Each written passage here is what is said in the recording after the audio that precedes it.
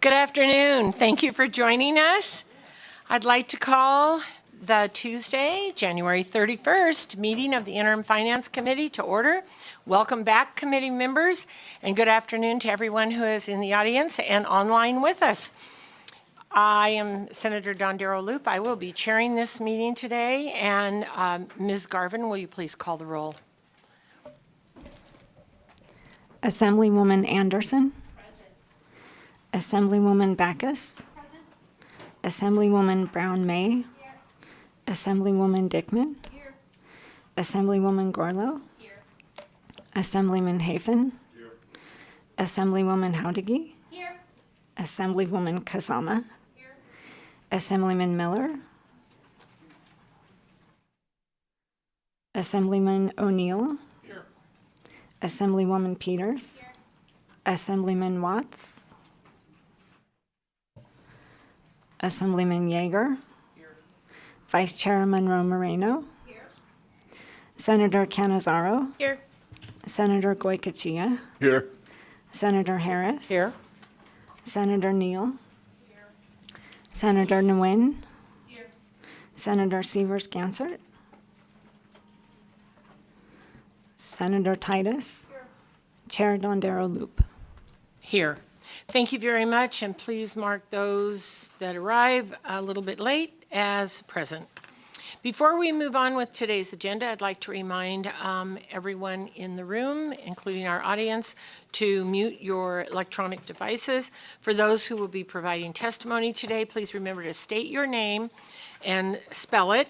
And for the record, each time you speak, we're going to power through the agenda. We just finished with lunch, so we'll see how fast we can move through. We'll start with agenda item B, public comment. This is the first period for public comment. There will be another period at the end of today's meeting. Due to time considerations, we'll allow each person 2 minutes to call in to provide testimony. During the public comment period, please dial 669-900-6833. When prompted to provide the meeting ID, please enter 896-4406-8754, and then press pound. When prompted for the participant ID, please press pound. The call-in information is also on today's agenda. I'll begin with public comment here in Carson City. Welcome.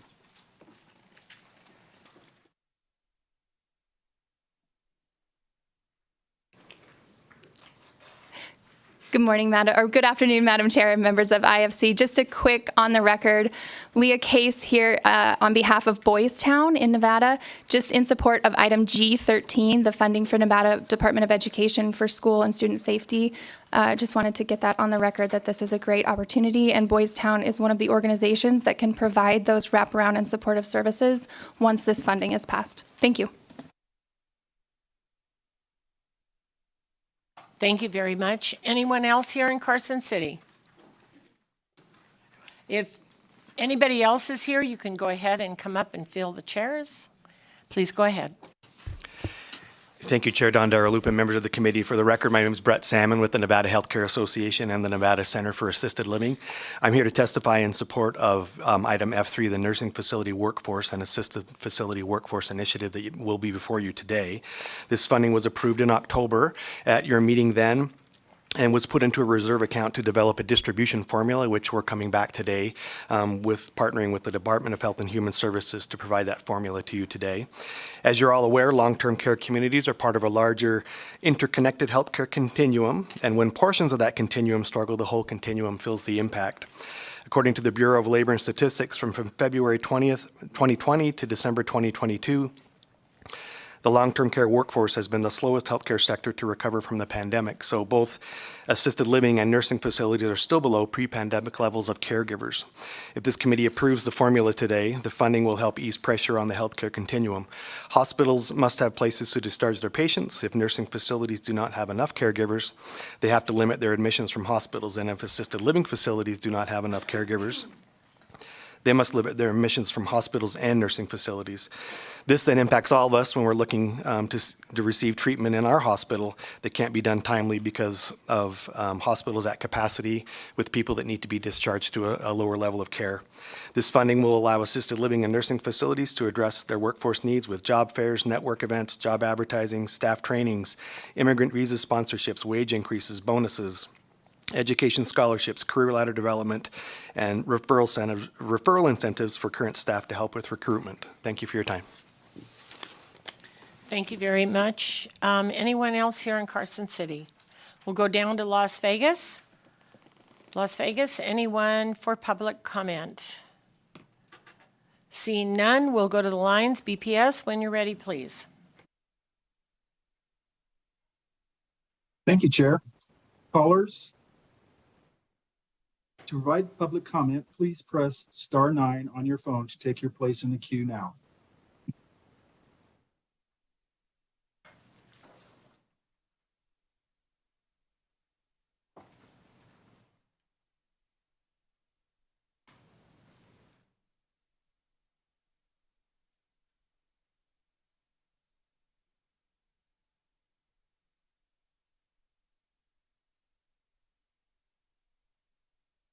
Caller with the last 3 digits of 918, please press *6 to unmute yourself if you haven't done so already. Hello, my name is Leanne McAllister. I am the Executive Director of the Nevada chapter of the American Academy of Pediatrics. Thank you for considering agenda items F1 and F2 today and for all your work that enables our state to fund critical investments in Nevada's children and families. Lead causes serious damage to children's brains, even at relatively low levels of exposure, and the effects are difficult to overcome. Pediatricians know that there is no safe lead level. The American Academy of Pediatrics supports widespread lead screening of children, as well as funding programs to remove lead hazards from the home, learning, and play environments. Primary prevention is the only way to combat lead poisoning. The Nevada AAP currently has 264 members, most of whom are board-certified pediatricians, both primary and specialty care. Members also include pediatric nurse practitioners, physician assistants, pediatric residents, and medical students, all of whom live and work in Nevada and have dedicated their professional lives to the health of all children. I'll include some information in my written public statement about where you and the families can learn more about lead screening in my public comment. Thank you. Thank you very much. Next caller, please.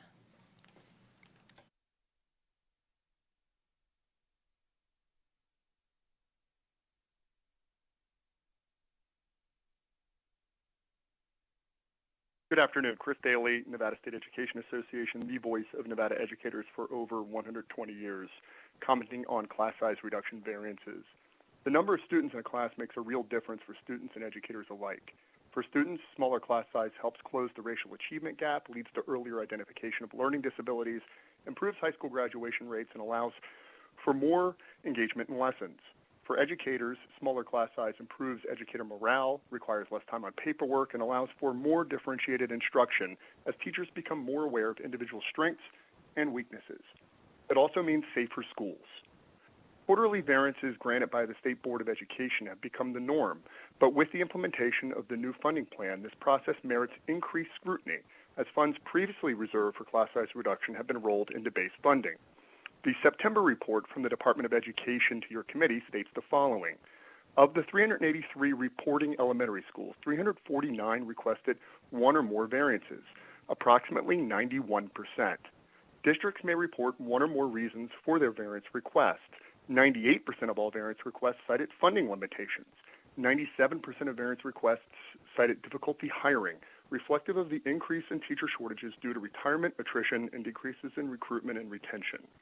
A year ago, as Nevada was running record high educator vacancies, NSCA launched Time for 20, calling for average class sizes of 20 students, a 20% educator raise, and living wage of $20 an hour. NSCA has been calling on Nevada elected leaders to fund Time for 20, and time again, we have pointed to significant resources available. Last year's operations of our schools were imploding, with classes tripled up in auditoriums, Nevada's ending fund balance was $1.8 billion, and a surplus of $550 million had accrued to the education fund.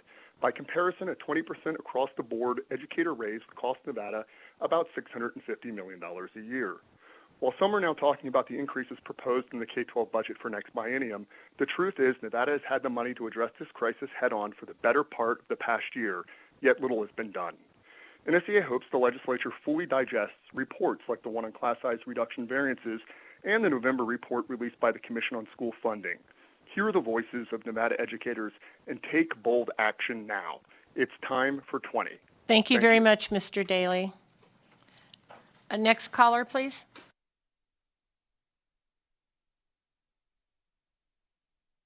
Chair, the line is open and working, but there are no more callers at this time. Thank you very much. There will be another public comment period at the end of the meeting. The next item on the agenda is agenda item C, approval of the minutes of the September 14th, 2022 meeting.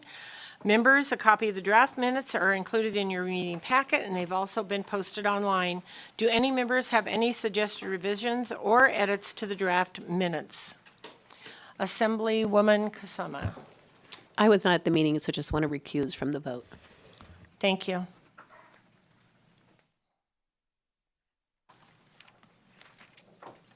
I would approve. Thank you very much. Move to approve by Assemblywoman Monroe Moreno. A second?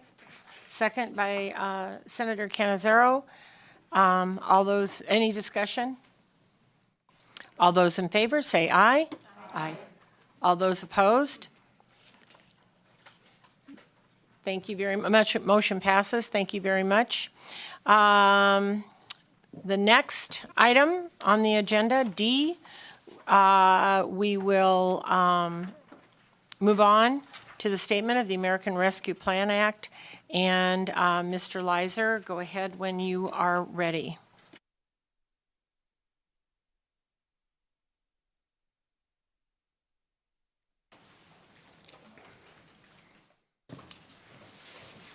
Thank you. Thank you, Chair Dondero Loop. Pardon me, got a mouse in my pocket.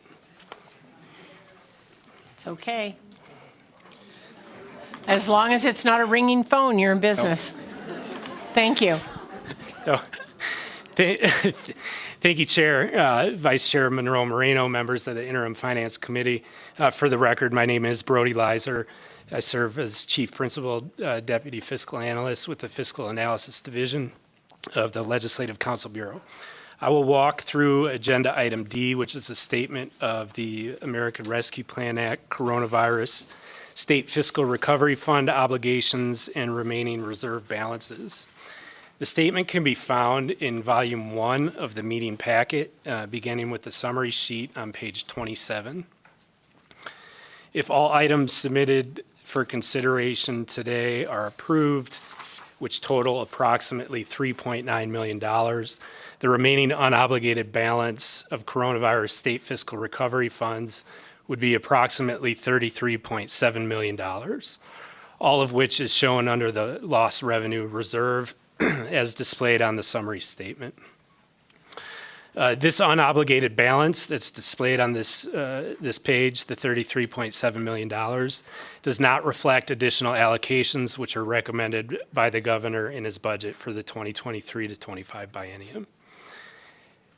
Pages 28 through 36 detail the obligations approved to date. There are 4 work programs facilitating 2 requests submitted as informational items, which were approved under the 15-day expeditious action pursuant to NRS 353.225B, as reflected under Agenda Item E, and 6 work programs facilitating 5 requests for consideration by the committee today under Agenda Item F, all of which are summarized on page 37 of the packet. On pages 38 through 43, the breakdown statement for select obligations of coronavirus state fiscal recovery funds is presented. There are 3 items on page 43 under the section for allocations of the $100 million in authority for state agencies that were approved and did not require approval of the IFC as indicated on the statement. These three items are on the list with the dates of December 15th and 16th, 2022. As presented at the December 15th meeting of the IFC, the table on page 44 provides details showing the final program expenditures compared to the originally approved authority for programs that were approved for fiscal year 2022 only, as well as any resulting savings. There are no changes to this table since it was presented initially at the December meeting of the IFC. This savings is accounted for, and the savings realized in fiscal year 22 was approximately $26 million, and that savings is accounted for in the remaining $33.7 million balance of unobligated funds that I referred to earlier and is identified on the summary and detailed sections of the statement. Chair Dondero Loop, that concludes my remarks specific to the statement. Thank you very much, Mr. Leiser, for your presentation. Committee members, are there any questions for the staff on the Coronavirus State Fiscal Recovery Fund statement? Senator Titus, please go ahead. Thank you, Madam Chair, and thank you for this update. My question is, do you know how much has actually been spent? Thank you. For the record, Brody Leiser, Madam Chair, through you to Senator Titus. In fiscal year 2022, approximately $440.4 million was expended. And fiscal year to date, according to data in the state accounting system, expended funds out of budget account 1327 related to the state fiscal recovery funds, fiscal year to date is approximately $30.2 million. Great, thank you for that. Because my reason for asking, there's a time where these are allocated, have to be spent, and if not, perhaps we can repurpose them. So I was just curious about what balances we had there. So thank you for the information. Thank you, Madam Chair. Thank you. Any additional questions from the committee? Seeing none, thank you very much again, Mr. Leiser. All right, now item E, F, and G. I will turn over to Mr. Thorley. Thank you, Madam Chair. Wayne Thorley for the record, LCB Fiscal Analysis Division. Committee members, I will go over the items on lists E, F, and G that have been identified to be pulled for additional discussion, as well as the informational item list N, under agenda item N. I will begin with list E. There are four work programs on list E.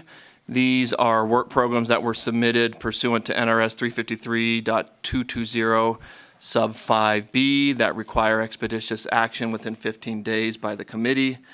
All four work program revision requests on this list were submitted December 16th.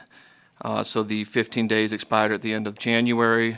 And so these are provided for informational purposes only. No actions required by the committee, and none have been identified to be pulled for discussion. Moving on to list F, there are 6 work program revision requests on list F. This is the ARPA Coronavirus State Fiscal Recovery Funds work program list, and none of the items on list F have been identified to be pulled for discussion. Moving on to list G, which is the standard work program revision request list. The first 2 work programs on that list that will be pulled for discussion are 26 and 27. So that's G26, G27, and they will be heard jointly. Then moving on to page 6, item G30, Department of Health and Human Services, Aging and Disability Services Division. Then jumping way ahead, all the way to page 15.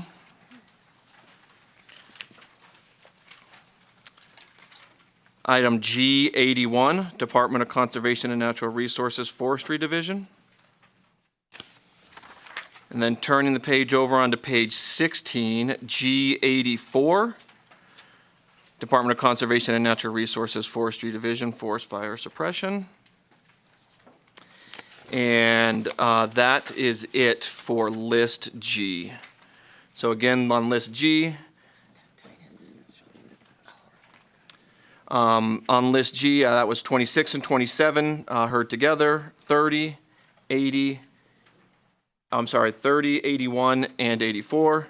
And then moving on to the informational item, which is List N. And there are no items on List N that have been identified to be pulled for discussion. Thank you, Madam Chair. Thank you very much, Mr. Thorley. Senator Titus. Thank you, Madam Chair. May we please have pulled G15? Thank you very much. G15. Any additional items? Assemblywoman Dickman. Thank you, Chair. I just have a question on G55 as well.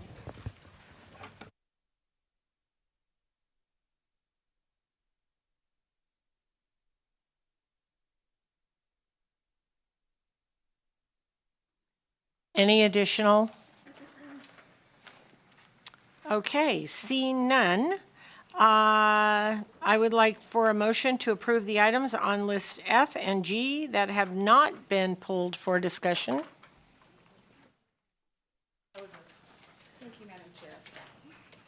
Thank you, Madam Chair. I move to approve all items that were not pulled by staff or members of the committee as stated. Thank you very much. Second? Second. Second from Senator Cannizzaro. And I will ask if there's any additional discussion.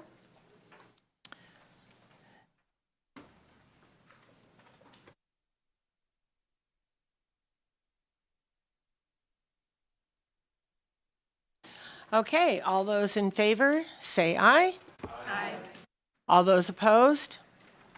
Motion passes. Thank you very much. All right, up next, we have agenda item. You want to give them 30 seconds to clear? Yes.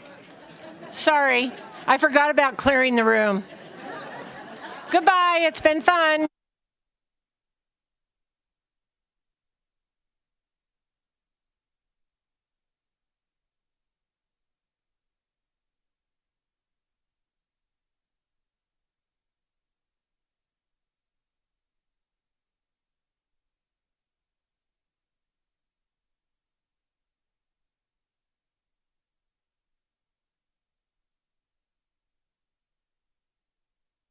Y'all are going to miss a fun meeting.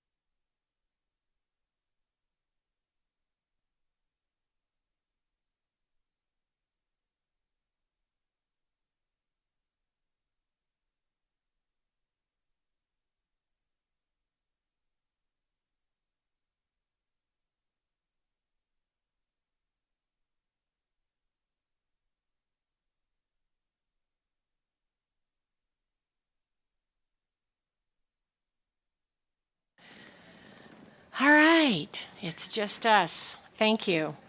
All right.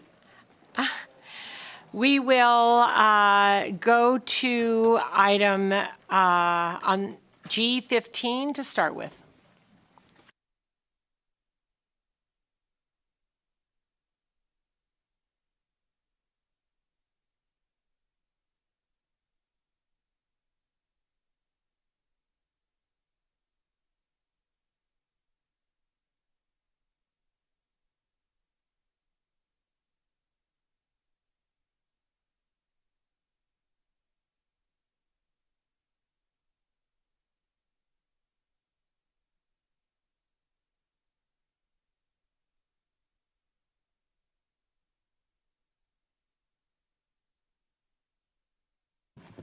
Go ahead when you're ready, please.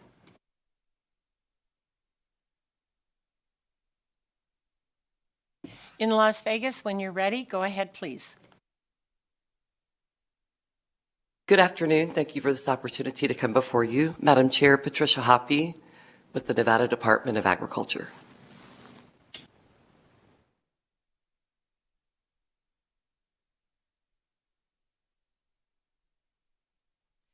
Senator Titus, go ahead, please. Thank you, Madam Chair. And thank you for both being here in Northern Nevada and in Southern Nevada. I have actually a couple questions. Just looking at the statements that you provided in our more detailed information, I'm just wondering about the amount of money that has already been spent, and I just needed some clarification on those.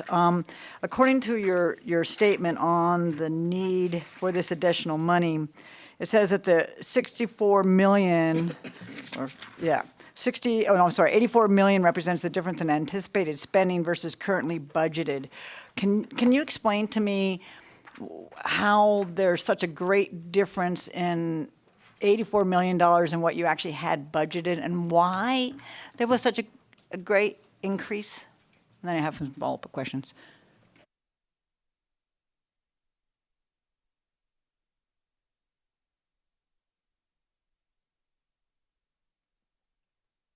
Go ahead.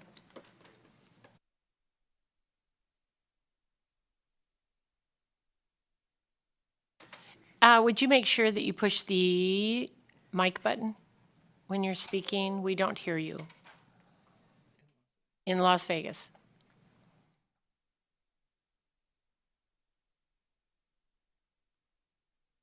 My apologies, There Patricia you Hoppy, go. for the We record. hear you. Thank you. I was expecting my fiscal colleagues to address this question. Thank you. So basically, this is a realignment of authority, and there was a difference because this particular area is USDA entitlement funding for school meals. It's the regular funding that we get annually for school meals.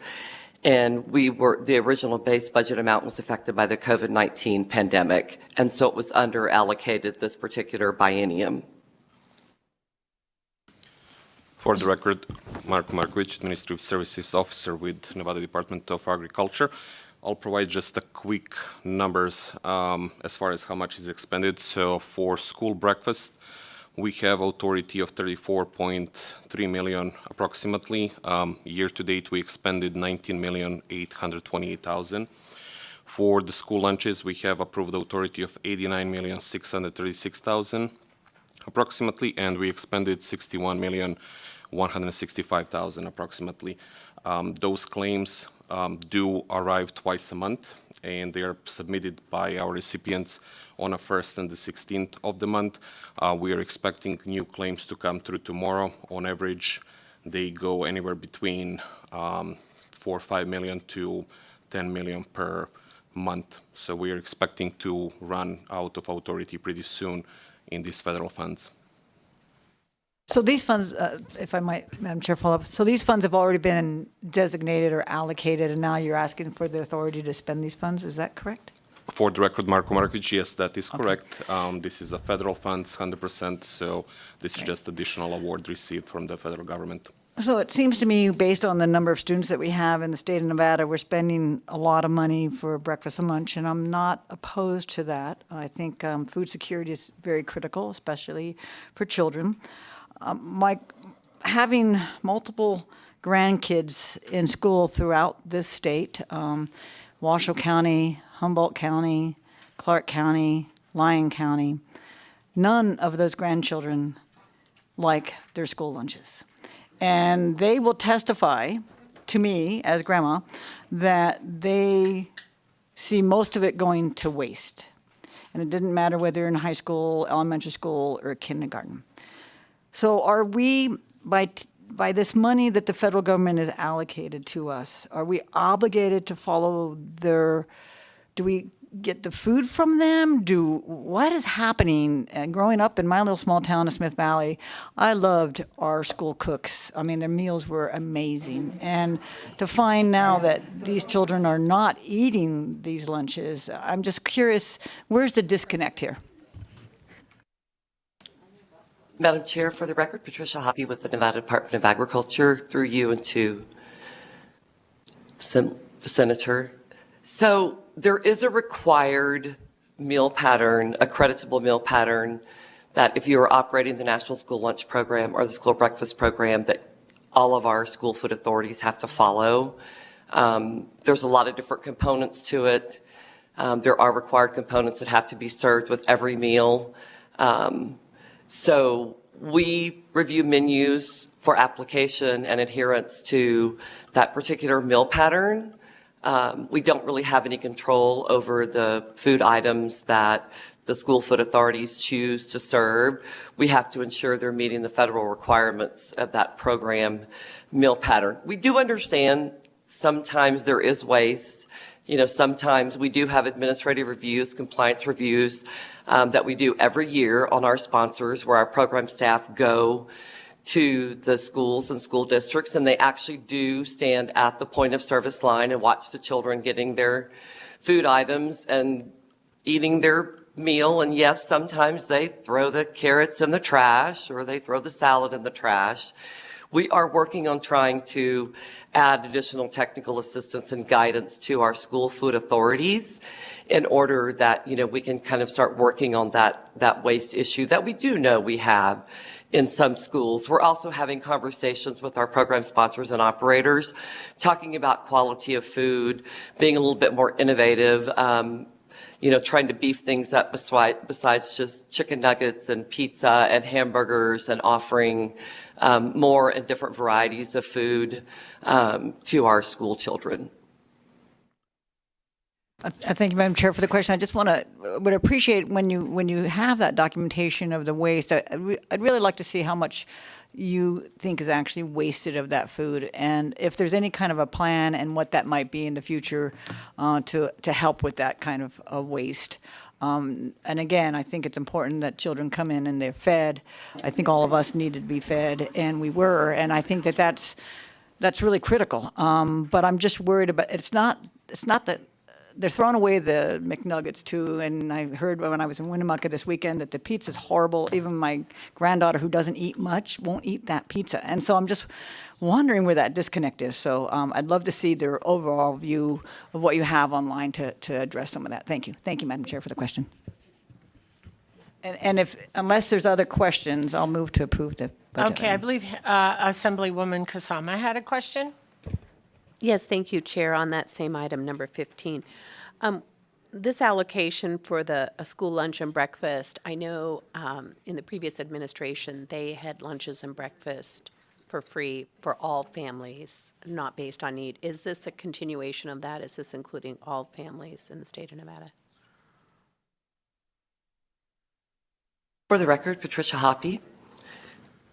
So this particular request for authority is only for the portion of meal reimbursements for the National School Lunch Program and the School Breakfast Program.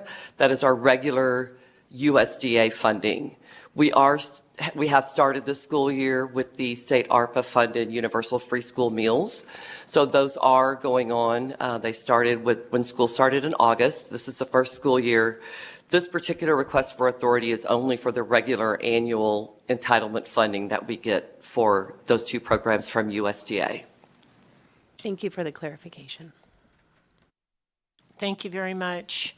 And I can just say, my grandkids, there are some things they like and some things they don't like. But as a teacher, as an educator, we saw kids trading off all the time. And, you know, if they want to eat all the carrots and not the hamburger, or they want to eat the hamburger and not the carrots, I guess, you know, it depends on where they get, where their food source is for them. So I think it's an important piece to include in our schools for those kids that are most vulnerable.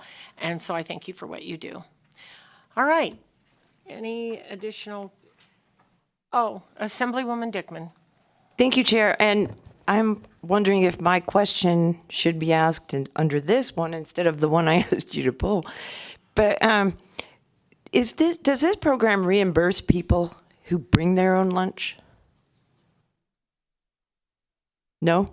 Okay, maybe I am in the right For one. the record, Patricia Hoppy, It does not. It's for meals that are served under the National School Lunch Program and the School Breakfast Program. There's 3 tiers of meals. There's free, there's reduced, and there's paid. So they're all meals that would be purchased and or provided by the school district, the cafeteria of the school. Thank you. Senator Harris. Thank you, Madam Chair. Just 2 quick questions. One, are there children who are hungry at school and need this lunch?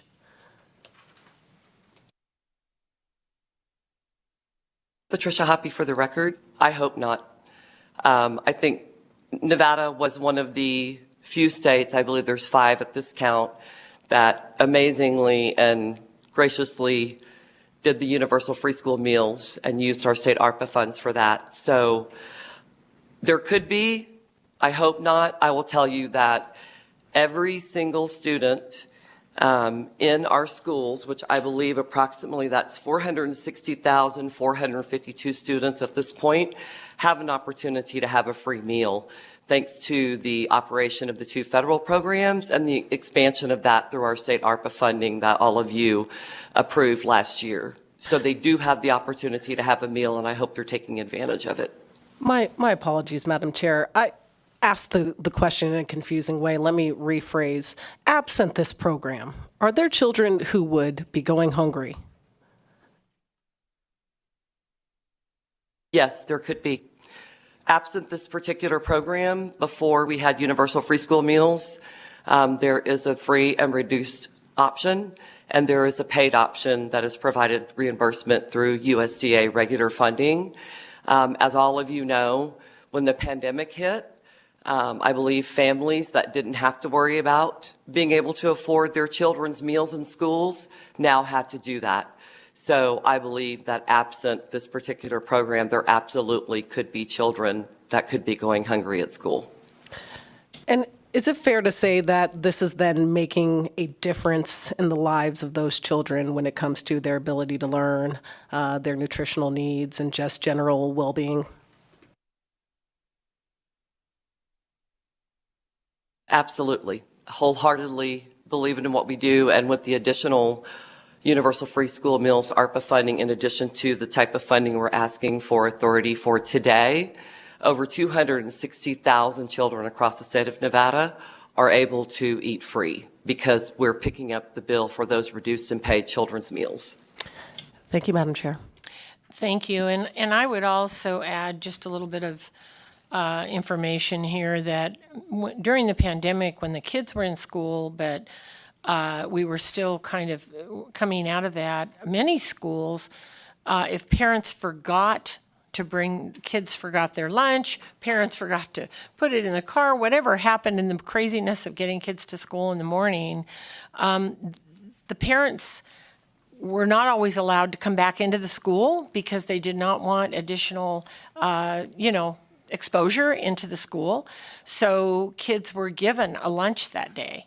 So it's not always just, it's things that happen in a daily life of a family. So I know it happened once in mine where first grader left her lunch on the car seat and the mother didn't see it. So when she got to school, rather than the mother going into the school and disrupting the class or what have you, the school fed her. So thank you very much. Any additional questions? All right. With that, I will take a motion. Senator Titus, are you still? Thank you very much. A second? Second from Assemblywoman Monroe Moreno. Any discussion? All those in favor say aye. All those opposed? Thank you very much. Motion passes, and thank you very much for your time, and thank you in Las Vegas for yours. Thank you. All right. We will go on to item G 26 and 27, which will be heard together.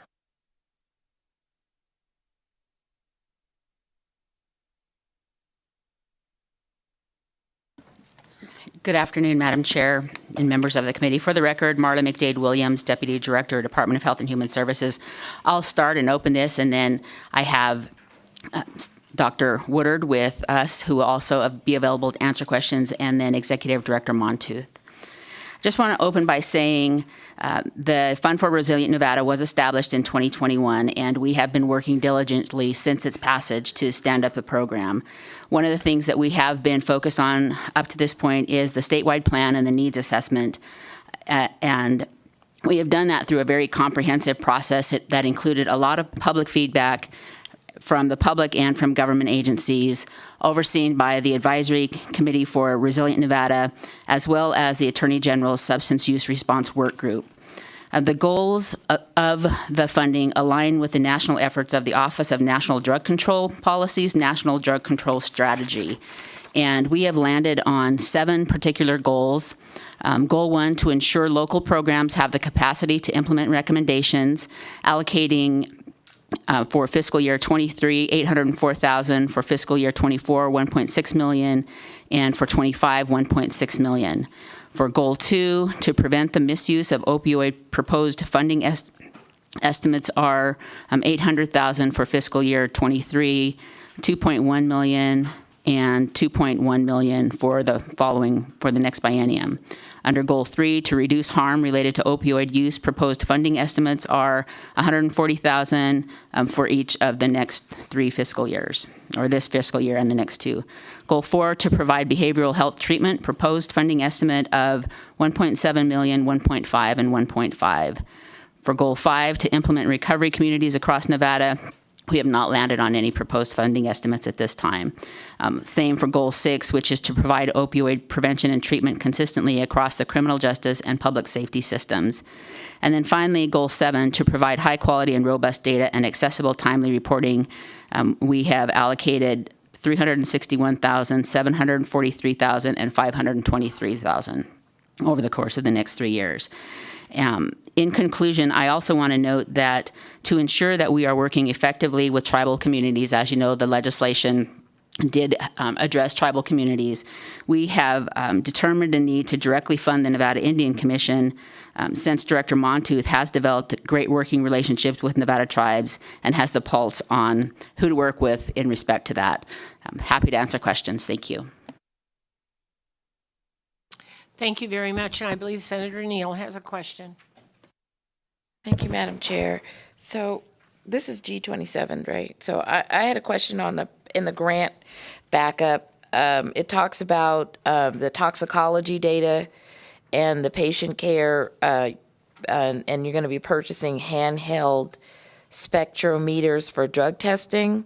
Who exactly is going to be administering that? I mean, because it also states that in this grant, it will expand the treatment options for adolescents and individuals with co-occurring disorders. Stephanie Woodard, for the record, Chair, through you to Senator Neal. I can go through each of the items that you requested information on to tell you how we plan to distribute those. So we are looking to go through a procurement process called a request for qualifications that the Division of Purchasing had administered specifically for the allocation of funding for treatment. We have a number of providers that have qualified into that pool to be able to provide substance use disorder treatment in accordance with these funds, and we'll be working with those providers. We also have established a relationship with the Department of Public Safety for the handheld spectrometers. It was identified early on with one of our state subject matter experts as it relates to litigation, the need to ensure that not only do public safety, but other entities and local communities need access to the handheld spectrometers. What this is a technology tool that allows individuals who are trained to use it to quickly and accurately identify the compounds that make up the substances that they are evaluating. Many of you are aware that we have seen an increase of fentanyl and other very high potency illicit drugs in our drug supply that have caused a very large public health concern. So those handheld spectrometers are really essential tools for our communities to have available to them so that we can tell what is actually infiltrating our drug supply system at the local level.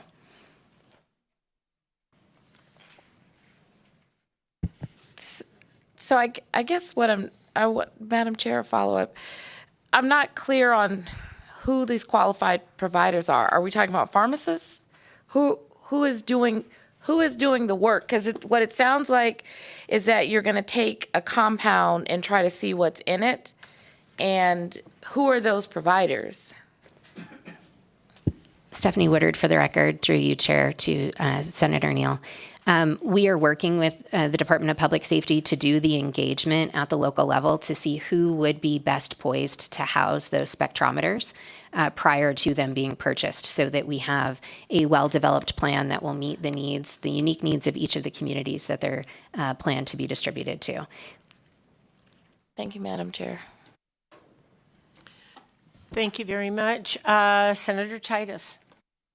Thank you, Madam Chair, and thank you, Senator Neal, for that question, because I too was wondering what that process was going to look like and who you were going to identify to be using them. It's been an issue, certainly, even for somebody like me that's certified MRO to do drug screens, drug testing, et cetera, on what, just because it's positive for coding doesn't mean what, right? And so hopefully that'll break down. But I too was wondering how broad of a brush were you looking at to serve in a community? Were you looking at law enforcement? Were you looking at a patient that comes in and they're on a rehab program and we're monitoring whether they're taking their medication or not?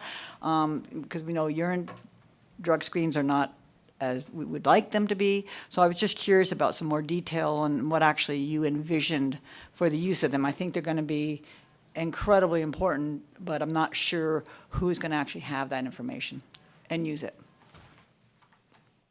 So Stephanie Woodard, for the record, if I may respond, Chair, to Dr. Titus. I think it's important to recognize that these are not the only tools that communities have available to them. We have a number of communities that have already gone forward to purchase these mass spectrometers, recognizing the utility that they have. And so part of the work with DPS is to evaluate where these are most needed. And certainly public safety and first responders are really our first line of defense, because they run the highest risk of accidental exposure, especially if they are part of any kind of operation where there are illicit substances present, but they cannot be quickly identified. Any additional questions on this? All right, seeing none, I'll take a motion. Move to approve. Move to approve by Assemblywoman Monroe Moreno, second by Senator Canizaro. Any discussion? All those in favor say aye. All those opposed? Thank you very much. Motion passes. Thank you for your time. All right, we'll move on to G30.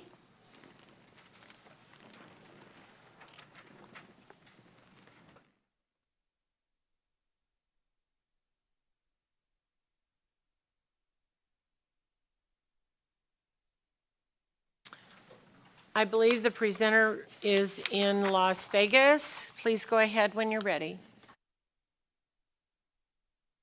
Good afternoon, Madam Chair and members of the committee. For the record, my name is Ricky Robb. I'm the Deputy Administrator for Aging and Disability Services. And today I'm before you to discuss Work Program C62198. And we are requesting to transfer $634,830 from Part C's ARPA grant through the Director's Office, budget account 3276, to support the new electronic case management and billing system for the statewide early intervention system, which includes both the state and community providers. This alignment will help to support the already contracted program, vendor in the build out of this system. The system is really to, my apologies, I have lost my place, to support a new electronic case management and billing system. As many of you have heard over the years, we have a very inefficient process currently. We have 3 systems, so we're working out of multiple systems that do not speak to each other. and which ends up being a lot of either double to triplicate input for our staff and our teams across the state. And this particular product will allow us to have reporting, billing, all mechanisms within one system for both the state providers as well as the community providers. And so this will be an efficiency that we have not seen before. If you recall, a few years ago, we did actually we had procured a potential system. Unfortunately, that system didn't work out. And so we're in the midst of this. And it is our hope that it will create substantial efficiencies. And again, with potential increase on revenue, as well as supporting our individual staff to be able to provide a more efficient manner on the administrative side so they can ensure that they are working directly with the children and families and have that quality program. I am open for questions. Thank you very much. Any questions from the committee? Okay, I guess I don't. Oh, I'm sorry, Assemblywoman Brown May. Thank you, Madam Chair. I do have just a couple of real quick questions. Could you talk a little bit about the numbers of families that would be proposed to be served under this new system with the 3 data systems coming together? And then briefly, if you would talk about how do you plan to cover the ongoing annual cost of this new early intervention system?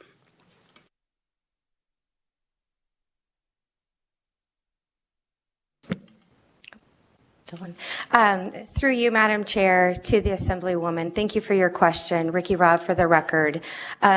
So number of families currently that are in 3 of the systems. So we have multiple systems on the community provider side. So on the state side, within our current 3 systems, there's about 1,500 children.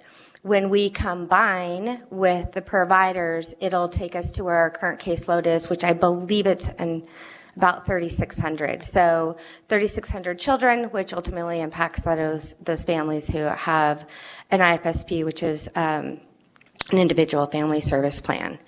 And then on the ongoing, Part C has the IDEA Part C grant is covering the ongoing costs. We will have ARPA fundings for the next 2 years of our annual maintenance costs, but then the IDEA Part C has committed to funding that through our MOU.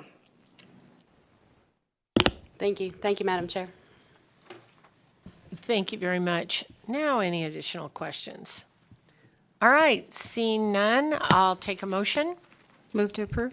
Thank you very much, Assemblywoman Monroe Moreno, second by Senator Canzaro. Any discussion? All those in favor, say aye. All those opposed? Motion passes. Thank you very much, Ms. Robb down in Las Vegas. Thank you. All right, we will go to G55.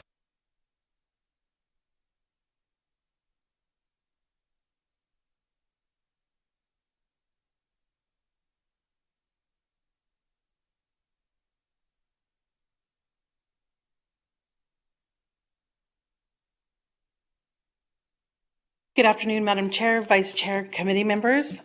For the record, Kelly Cantrell, Deputy Administrator with the Division of Welfare and Supportive Services. I have with me Administrator Robert Thompson and Chief of Eligibility and Payments, Tanya Stevens, up in Carson City. This work program is to request an addition of approximately $3 million from the federal SNAP PEBT Administrative Cost Grant for the continuation of PEBT issuance to Nevada's eligible children. And we are here to answer any questions you have. Thank you. Thank you very much. Any questions from the committee? Assemblywoman Dickman. Thank you, Chair. And I just am trying to, can you tell me a little bit about how this program works? Like, how is eligibility determined?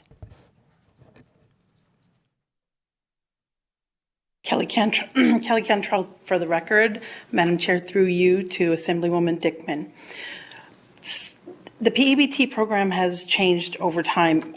At this time, we issue based on COVID absences and to school-aged children, or childcare-aged children ages 0 to 6. We work in conjunction with the school districts and the Department of Agriculture to get the information to distribute the programs. Thank you. And could I just ask one more question, Madam Chair? Sure, follow up. Thank you. So what I'm trying to understand is I had a number of people who got in touch with me and they had received $500 per child on a card because their children apparently brought their own lunches. Is that this program? Kelly Cantrell, for the record, through you, Madam Chair, to Assemblywoman Dickman. This program does not have anything to do with the free lunches in that sense. We do, only the children eligible for the free or reduced school lunch program are eligible for the PEBT, so it correlates in that way. Okay, thank you. I still have to find out where those cards came from. Thanks. Thank you. Assemblywoman Kasama. Thank you, Chair. I noticed in the description there, it talked about they're trying to find the cards that haven't been used, and they're looking for addresses and the recipients. What happens if you don't find it? Do those funds have to go back to the federal government, or what happens to the unused portion of the cards?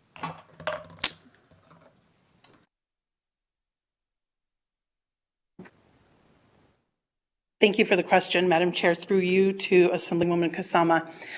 I don't have the exact answer on what happens to the funds that we can't locate, but I will tell you that we took 5 caseworkers off the line and we dedicated them solely to finding these parents, to researching addresses, to reaching out, to locating. We have literally sent hundreds of thousands of dollars that we've been able to locate and get into the hands of the parents. I wish I had those exact numbers with me. I do not, but it's a great feat that our team has been able to accomplish. But the actual answer to what happens to the little bit that's left over, I don't have, but I certainly can get that information for you.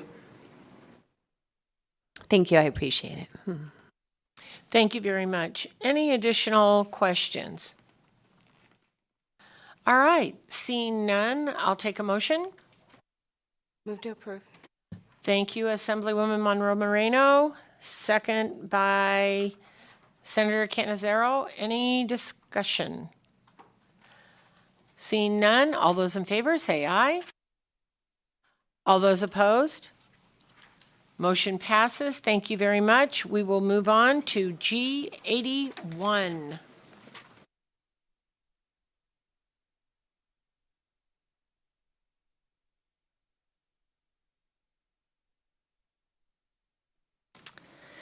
Good afternoon, Madam Chair, members of the committee. I am Casey, the State Forester Fire Warden for the Nevada Division of Forestry. It's nice to see you all in person again. I am here on 81 and 84. So 81 is a work program request to transfer money from our personnel vacancy savings to facilitate a move of the division over to the Bryant Building to be with the department. I'd be happy to answer any questions. Thank you very much. Any questions? Assemblyman Watts.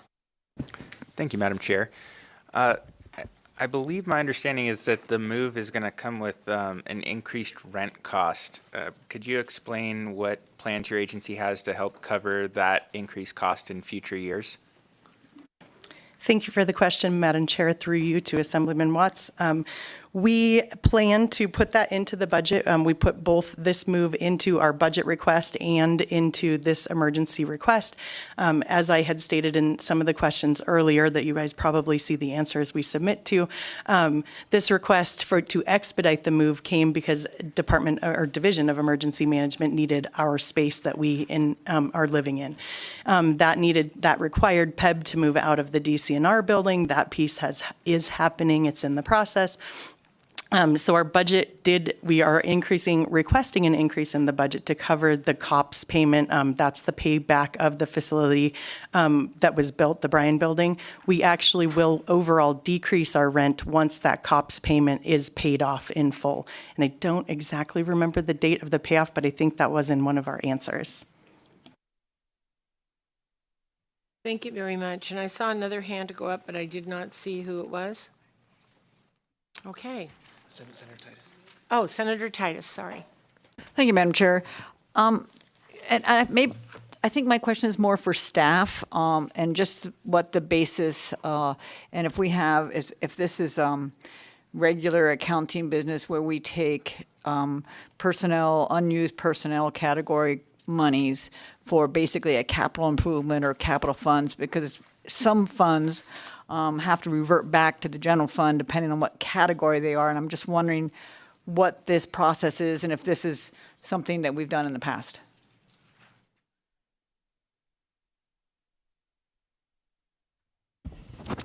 Wayne Thorley for the record, LCB Fiscal Analysis Division.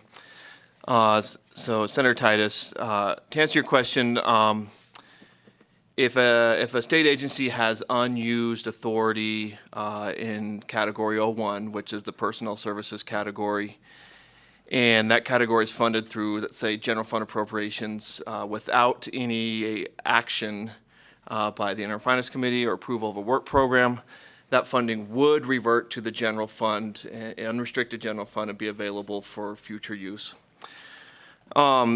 Because of the large number of vacancies throughout the state and across all the state agencies, right now there have been several requests that have come forward through the IFC over this interim to move money from Cat 01 for other purposes.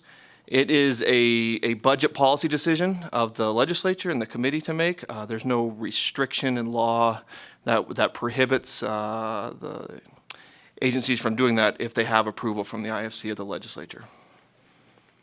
Okay, thank you. I just needed clarification. Thanks. All right. Any additional questions on this particular item? All right. Seeing none, I'll take them. Move to approve. Thank you, Assemblywoman Monroe Moreno. Second by Senator Canizaro. Any discussion? All those in favor say aye. All those opposed? Motion passes. Thank you very much for being here today. She's got the next item too.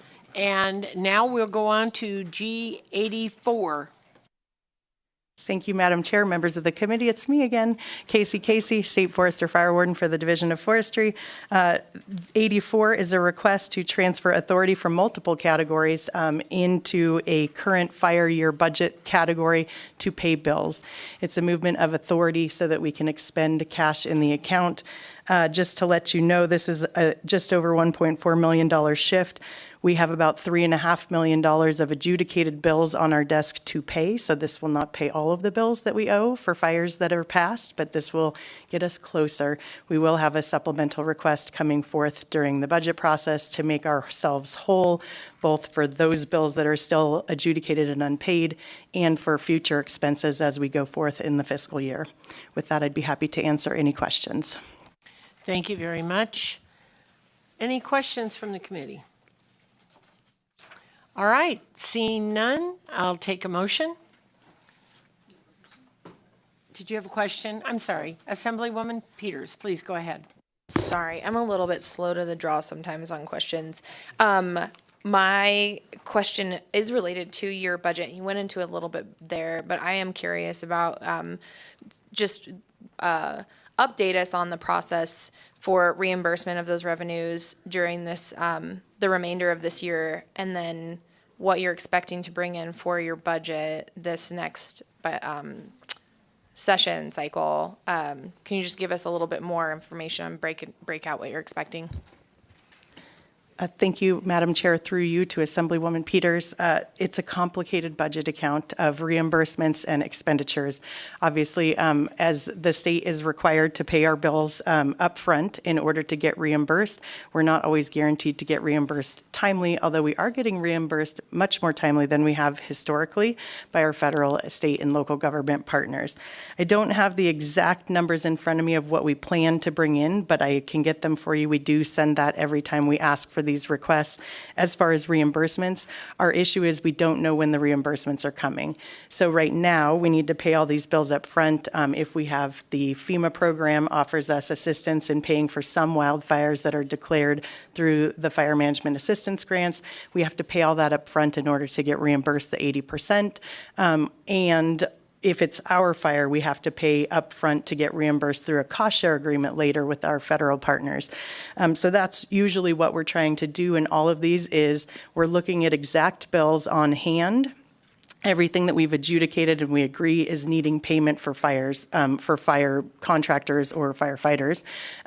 Then we're looking at how much do we think we're going to be able to draw in. We work with our federal partners. They tell us exactly what they think they're going to be able to pay and when they're going to be able to pay it. And when we send it to you guys a couple months in advance of this meeting, at that time, it's a snapshot of exactly what we think we're going to get reimbursed and what we also need to pay out.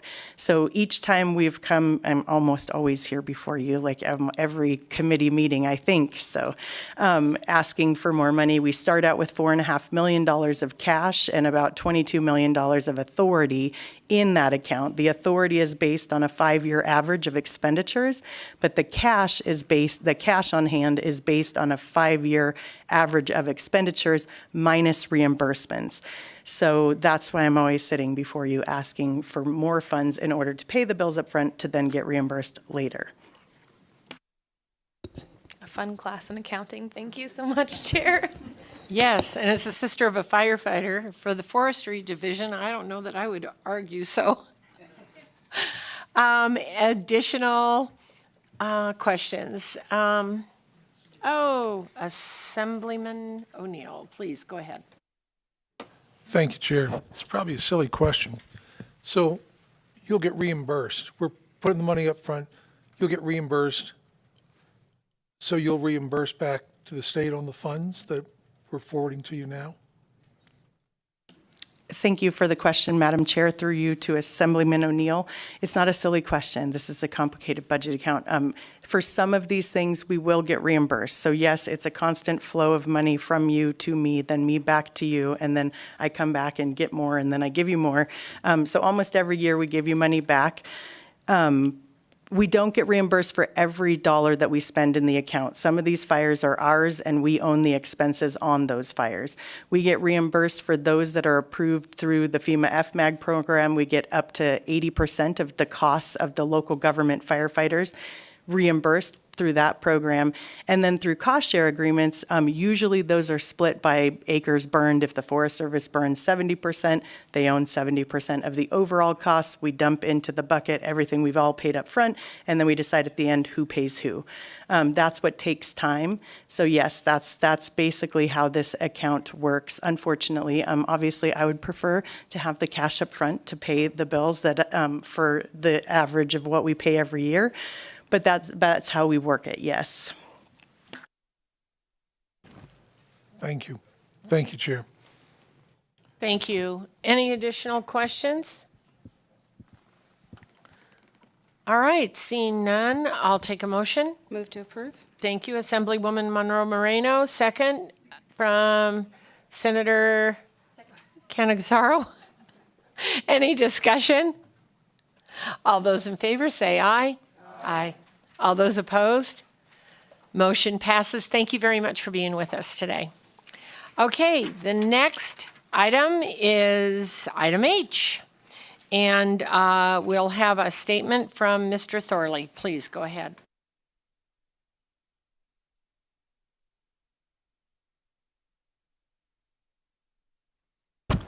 Thank you, Madam Chair. Wayne Thorley for the record, LCB Fiscal Analysis Division.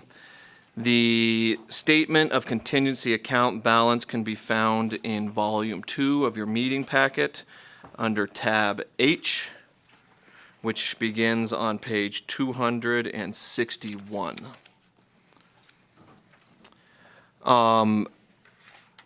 Before any actions of the Interim Finance Committee today, there is a total unallocated balance in the IFC contingency account of $14.6 million. This is made up of three portions. The unrestricted general fund portion, that is $3.47 million. The unrestricted highway fund, that is $1.6 million. And then the restricted general fund and highway fund portion is $9.6 million. There are three requests before the committee today. to allocate funding from the unrestricted general fund portion of the contingency account. The total dollar amount of those three requests is $133,458. If all three of those items are approved, the remaining balance in the unrestricted general fund portion of the contingency account will be $3.2 million. I would also note for the committee's benefit that the governor's recommended budget does include an appropriation of $22 million in the current fiscal year to restore the balance of the unrestricted general fund portion of the IFC contingency account.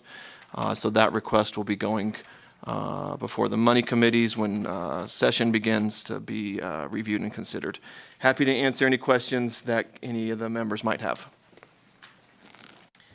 Any questions on that item? All right.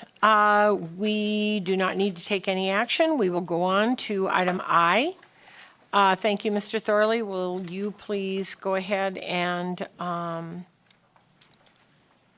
we are going to hear from the Office of the Lieutenant Governor. Please go ahead. Come on up. Thank you.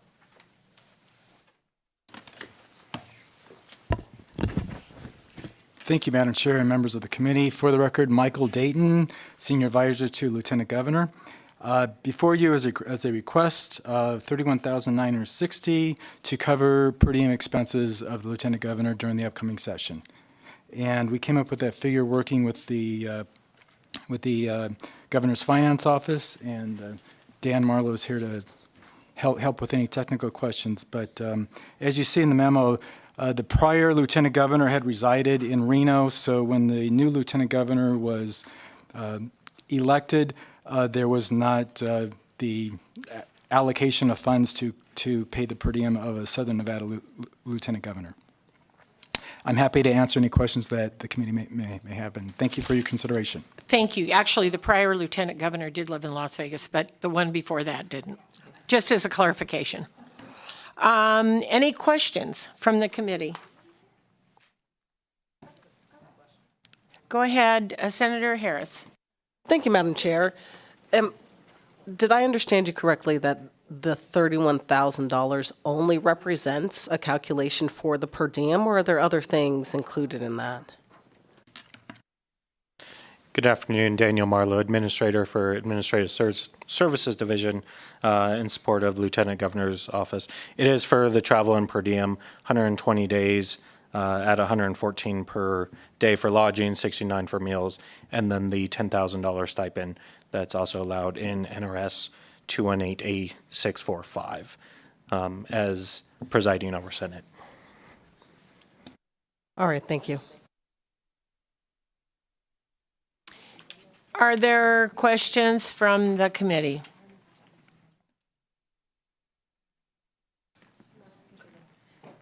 Senator Harris? Oh, okay. All righty. Then,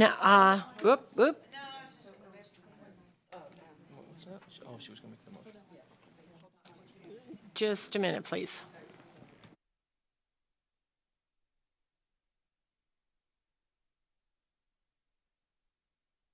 Assemblywoman Monroe Moreno.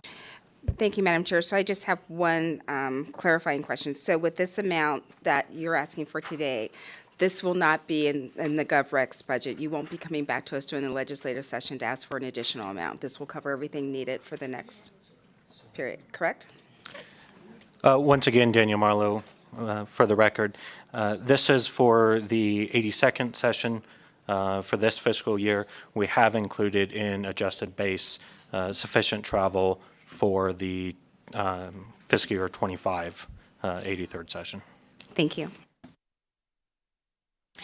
Thank you very much. Any additional questions? Senator Gansard? Thank you, Madam Chair. I'm just trying to differentiate the two. So there was 120 per day, that's per diem, then the 114 plus 69 was for expenses for being here. So the 120 wasn't already built into the budget? Oh, no, 120 days.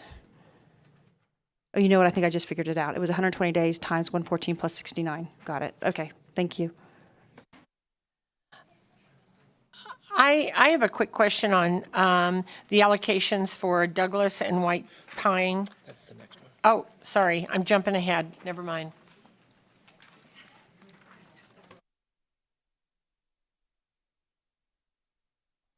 All right, we are going to look for a motion on I-1. Move to approve. Move to approve by Assemblywoman Monroe Moreno, second by Senator Canizaro. Any discussion? All those in favor, say aye. All those opposed? Motion passes. Thank you very much. And now we'll move on to I-3. I-2 was withdrawn from the agenda, so that's why we're jumping to I-3. Thank you. Go ahead. Good afternoon, Chair, committee members. My name is Marcy Reba, and I serve as the Executive Director for the Department of Indigent Defense Services. I am here today on item number 3, subsection A and B, to request an allocation of $38,916 to reimburse Douglas and White Pine counties.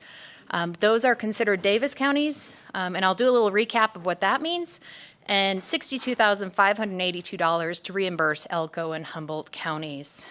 As a quick reminder, in 2018, the ACLU sued the state of Nevada, and it alleged that certain rural counties were not complying with the Sixth Amendment of the Constitution, and that's where if you can't afford to have an attorney and you're charged with a crime, one needs to be appointed for you.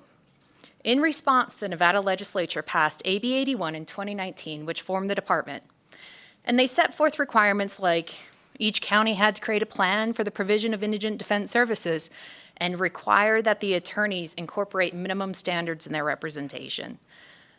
To assist with any increased expenses from compliance with these minimum standards, the Board on Indigent Defense Services, with authority from the legislature, created a maximum contribution formula. It's kind of like a high deductible health care plan. Once they hit a certain amount, anything over and above that, they can request reimbursement. In short, this request is to reimburse Elko, Douglas, Humboldt, and White Pine for increased indigent defense service expenses which were expended by the county, these are fiscal year 22, to comply with AB 81, and that were over the county's maximum contribution formula. To date, the state has successfully reimbursed over $1.8 million to our rural counties. And this remaining request will make these rural counties whole. And I'm available for any questions if you have them. Thank you very much. I believe Assemblyman Yeager has a question. Thank you so much, Madam Chair. Just a couple of questions, if I could. Obviously, I understand why we're here and what we're doing, but I was curious about whether you think there's going to be any additional requests coming for fiscal year, for this fiscal year, in terms of a need to reimburse beyond what we're doing today. Thank you, Marcy Reba, for the record. The requests that you have before you today are the remaining requests for fiscal year 22. We have not reached any requests for fiscal year 23. And the reason that these requests are coming in late is attorneys have up to 60 days after the close of a case to submit their bills. So counties were contacting us after the fact and saying, we still have additional funding requests, and we gave them extra time to submit this. So these are the final requests that we expect for fiscal year 22, and we still expect that for fiscal year 23 we'll be requesting additional funds. Thank you. And could I ask a follow-up, Madam Chair? The second question is, obviously I understand in Assembly Bill 494, $1.2 million was allocated, and sort of the reason we're in the position now is, in a sense, that wasn't sufficient. But I know there's a Davis versus non-Davis. But I noticed that there is a contemplated supplemental general fund appropriation of $2.6 million in fiscal year 2023 in the governor's recommended budget. And I just wondered if you could speak to that in terms of whether we think that's going to get us where we need to be, and if you know whether that's going to be a continuing appropriation or budget item, because I think as we've had this discussion multiple times, we're trying to figure out what the solution is long term, so you don't have to come before IFC every 45 days to ask for supplemental reimbursement. So if you could speak to that, I'd appreciate it. Do you want to come up? I can answer part of your question, Marcy Reba, for the record. Yes, we do have a supplemental appropriation for fiscal year 23. And in May of every year, counties reach out to us and they tell us, this is what our expected spending is going to be. And we took those amounts, we subtracted what their maximum contribution formula was, and that is what we requested for that supplemental. So that plus the $1.2 million that the legislature has set aside, we expect to be sufficient for fiscal year 23. And I would ask Director Stevenson to answer regarding future. Thank you. For the record, Amy Stevenson, Director for Governor's Finance Office. Through you, Madam Chair, to Assemblyman Yeager. For the upcoming biennium, there is a one-shot appropriation of $7 million over the biennium. We are also submitting a budget BDR should be able to answer your question for that. Thank you very much. Senator Cannizzaro, do you have a question? Yes, and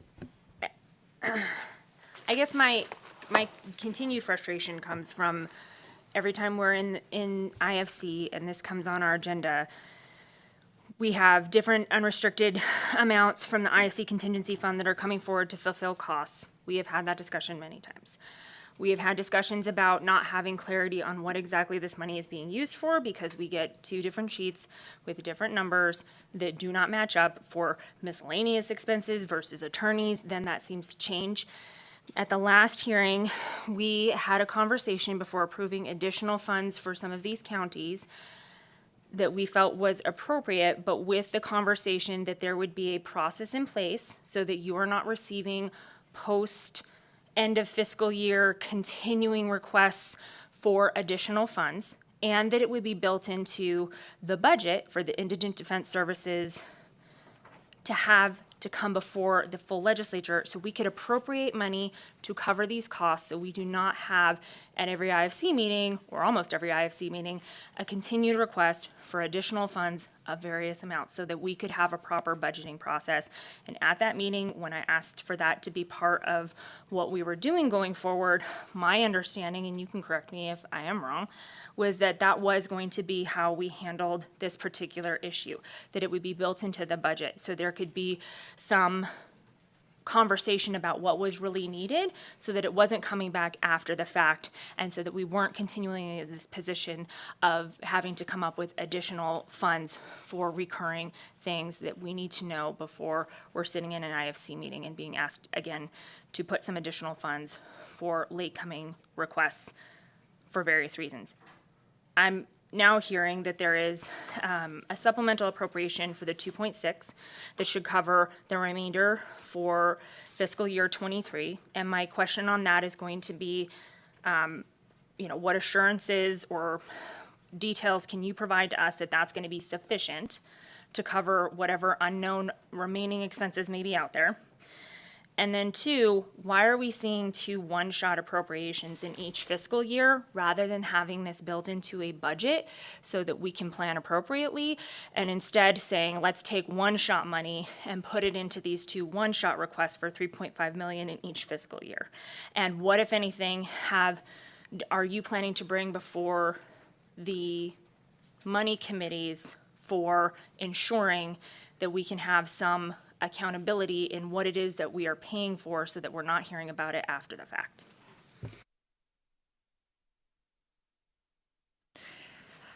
Thank you, Marcy Reba. For the record, if I could answer part of the question and then if I could direct the rest to Director Stevenson. We heard you loud and clear when you were saying that you wanted better accountability from the counties.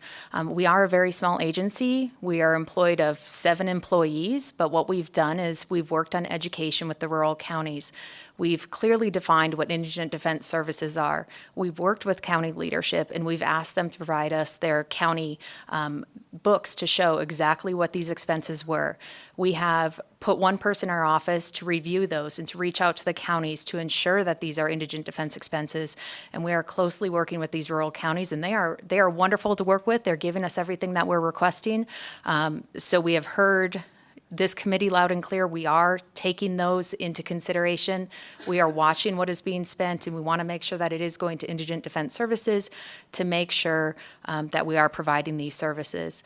We are in a crisis for indigent defense services. We have a limited number of individuals that are doing this practice, especially in the rural counties. And we expect costs to go up because we're having to pay travel costs, to pay people from Vegas to go to Elko, to pay people from all of these counties to go to other places where we just don't have enough. So we are hoping that the supplemental appropriation is enough. It's based on what counties told us they expect to spend. But in unprecedented times like this, where we cannot find counsel to cover these cases in a lot of places that are local, we are reaching out to attorneys across the state and asking them to come to different counties to provide that representation. And it is more expensive than we've seen historically. So we are hoping that it is enough. And I would turn it to Director Stevenson. Thank you. For the record, Amy Stevenson, Director for Governor's Finance Office. As far as the one-shot appropriations for the $3.5 million in each year, the current administration, we wanted to allow for a more flexible access for the Department of Indigent Defense for those monies so that they can pay their bills on a regular basis, since BOE meets monthly. So the intent for these one-shot appropriations is to go into the BOE, to be approved by BOE for them to be able to pay their bills. So we want the legislature to approve that the allocation and for these expenses, indigent defense expenses. Sorry, it is late in the afternoon, and that is a lot of words in your department. Have the oversight for that, the allocation to the BOE fund, and then the indigent defense would have to come to BOE to get those funds. Does that answer your question? I mean, it does answer the question as to why it was put in there as a one-shot. I think there may be potentially some disagreement over whether that's the most efficient way to fund an agency that is designed for the purpose of providing these services, right? And I don't want anyone to mistake the fact that I have questions with either not wanting to provide indigent services or not finding the value in that or not understanding, obviously, the complications of trying to find competent counsel that is willing to take on these cases and that can travel and that can go to rural parts. And, obviously, we as a state have an obligation, and I think, we believe, and the legislature, that we absolutely have a duty to provide those services. But I think from a budgeting standpoint, we kind of need to know, what does that cost? What it costs is what we as a state are obligated to provide. And I think that the Davis decision is pretty clear that that is an obligation that we have as a state, is to ensure that there is competent indigent defense services. But it makes it very difficult to do that when everything feels very after the fact, or let's just allow this money, and then what guarantees do we have about if that's enough and where it's going? And so I think from my perspective, and I don't have any particular issues with the specific request today, but more so on a going forward basis, that this should not be, I think, a one shot where we're just gonna approve it and then find everyone back here at IFC to have the same continuing conversations when we have historically not always gotten, and this is not specific to you, Ms. Rivas. I know you're dealing with a lot of counties who are trying to put systems in place, which we've had that discussion as well. But I think we need to do a better job of making sure those systems are in place so we can have more predictability in the budgeting process. So we're allocating the proper amount of money, not putting the state at risk, and allowing your agency to operate without having to continue to have this conversation with IFC. So that's kind of my concern, and I think we've got a legislative session coming up, so I'm sure we'll have more conversations about what that should look like. Thank you very much, and we will go to Senator Nguyen. Thank you for that presentation. I can tell you as a practitioner in this area, I used to accept these cases, these state indigent cases, and prior to the formation of the office in 2019, and it was horrible, and we would not get paid, and we would provide services, and I can only imagine how much worse it was. So I appreciate the work that you have done over the past 4 years in bringing this office up to speed. I know that you have been working a lot with the rurals to get them educated on the new process and procedures and requirements. And I know that you have a very limited staff. Can you kind of explain some of the staffing issues that you might have in covering the vast majority of the rural parts of our state? Thank you. Marcy Reba for the record. We do have a very small staff. It's made up of myself, 2 deputy directors, and we have 2 management analysts. We also have an executive assistant and an administrative assistant 4. What recently added a large increase in workload for us was Assembly Bill 480 in 2021. One of the biggest things that they request us to do in Sixth Amendment representation is provide separation from the judiciary. Historically, public defenders would have to go and ask judges for funds to do, hire an expert or to do investigation, but the prosecutors wouldn't have to do that. When we're selecting attorneys, if there's a conflict for a public defender, it would be the judge deciding who did that. But they've recommended that it's an appearance of impropriety for the judiciary to be making these decisions and playing a role in these cases. So this legislature passed Assembly Bill 480, which in the rural counties provided the additional duties to our department to select counsel in the rural counties and also to approve these requests for indigent defense services expenses for experts and investigators. We have worked with the rural counties to provide designees, but in some cases like Elko, for example, they had 9 public defenders. 2 of them left to go to an urban county, and 1 of them passed away. So their workforce reduced by 1/3. They are conflicting off of 55 cases a month in Elko County, and there are insufficient numbers of attorneys that are going there. Elko has taken to be paying $150 per hour if anyone's interested in taking these cases. And we're encouraging people to take them because we need to help these individuals that are facing these charges promptly. So that is a priority of our department, to get these cases assigned to an attorney very quickly, to pay the bills. Like Senator Wynn has said, as soon as we get a bill in, we try to process it the same day because we know that these are these attorneys' livelihood. So we process it as quickly as we can and turn it over to the county for prompt payment. So these additional duties were taken on by our department, and it's taking a substantial amount of workload. One area that we are required to do is to provide oversight. We have a Davis monitor that is watching what we're doing, and she would like us to have individuals that can go to courtrooms across every rural county and watch what's going on. But with a staff of 3, it's not really realistic for us to do that, especially when we're working with county leadership to just get cases to have representation. So those are some of our struggles that we're struggling with at this point, but we have achieved some really great things. We're providing free training. We're providing in-person training, and we're hoping to connect all public defenders across the state to make that representation and provide those services in the rurals because they really need that assistance now.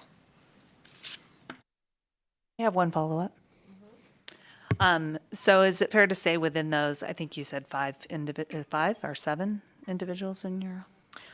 It's 7 total, yes. So you have the same people that are training attorneys, trying to observe attorneys in court, also doing accounting issues and selecting attorneys and distributing those attorneys throughout and trying to recruit attorneys, all doing those same jobs? Marcy Reba for the record, yes. And we're also reviewing these county quarterly billing because we want to make sure they're accurate. So we are doing the best that we can with our limited staff. And yes, we have a very limited staff now. It's very tight. Thank you. Thank you very much. Senator Tice. Thank you, Madam Chair. Director Stevenson, to me, listening to this budget after we listen to our fire budget, it's almost in some ways the same. We can't predict how many forest fires we're going to have, and so we continually backfill what they've spent. In rural Nevada or anywhere, we never can predict what events are going to occur, the charges that may happen, and what that cost is going to be to defend that individual. So it's not a surprise to me that you can't predict how much this is going to cost if there's a murder trial, if there's some other indigent defense will span the whole pendulum of cases that it could be. And so I, for one, understand and appreciate what you're doing with your limited staff. To me, and I guess this is more of a statement, the whole Davis decision that left out the counties that it did was only because those counties weren't involved in the suit because they were doing their job. And so I don't want to penalize those counties that weren't involved in the suit because they did a good job, and I feel we should be reimbursing them. So not surprised that we have to backfill, and you can't predict how much it's going to cost. So thank you for what you are doing for the rurals. Thank you very much. And Senator Gocochea. Senator Todd just pretty much pled my case. Again, the rurals are trying. And again, not many attorneys want to work for $150 an hour when it's 20 below zero. That's the bottom line there. You're not going to travel to Elko and take a case like this on. We can't predict what kind of events are going to occur in rural county. And I believe the rural counties are trying. They're trying to get there, and we just need to put, before we came to this, staff can even tell you, I got calls from, it's only $40,000, but from Humboldt County, yeah, they need the money. So we've got to provide a service. The court said it's up to the state to help on this. I don't see where there's any argument. Thank you, Madam Chair. Thank you very much. And we'll go to Assemblywoman Kasama. Thank you, Chair. So I wanted to follow up on your comment about Elko, where there were 9 attorneys. For various reasons, you're left with 6. So a third of the attorneys are no longer there and able to support the cases. So are you forced to go out and, let's say, get an attorney from Las Vegas, or could you increase the cases that the remaining 6 have? I'm just trying to figure out what is the requirement, and then what does that cost us as a state? Thank you. Marcy Reba for the record. We are in the process of creating a workload standard. That's one of the requirements of the Davis stipulated consent judgment. We have contracted with the National Center for State Courts, and at the end, what we're hoping is that there'll be a recommendation of an attorney can handle this many cases, and then we'll know exactly how many attorneys are needed for each county. Right now, there's some outdated standards, and that's what Elko County is citing to get off of the cases because they just don't have the staff to be able to do that. My understanding is that the Elko County salaries, while comparable to the district attorney's office in Elko, are substantially lower than what we see in the urban counties. And this is what we're seeing. We're seeing the squeezing of the balloon of a limited number of indigent defense counsel that can provide these services, and they're being taken from one county to the other county to provide these of the one that's paying the most money. So we're seeing the struggle at this point in time, and we can't necessarily increase the workload because you're entitled to competent counsel. They have to have sufficient time to be able to represent you fully, and that's a requirement of the Sixth Amendment. So we can't necessarily increase their workload. It appears that they're already overworked in Elko County. So what we're doing instead is we're working with county leadership, and we are encouraging them to have a secondary source of representation. My understanding is Elko County is working to have contracts with local attorneys so that they could be the conflict attorney, and it would be more automatic than it currently is. So these are things that are currently set up, but that would need to be done to require it. It would need to be done by regulation. So we're just working on good faith with the county to try and get these contracts in place. Thank you. Thank you very much. Assemblyman Hafen, did you have a question?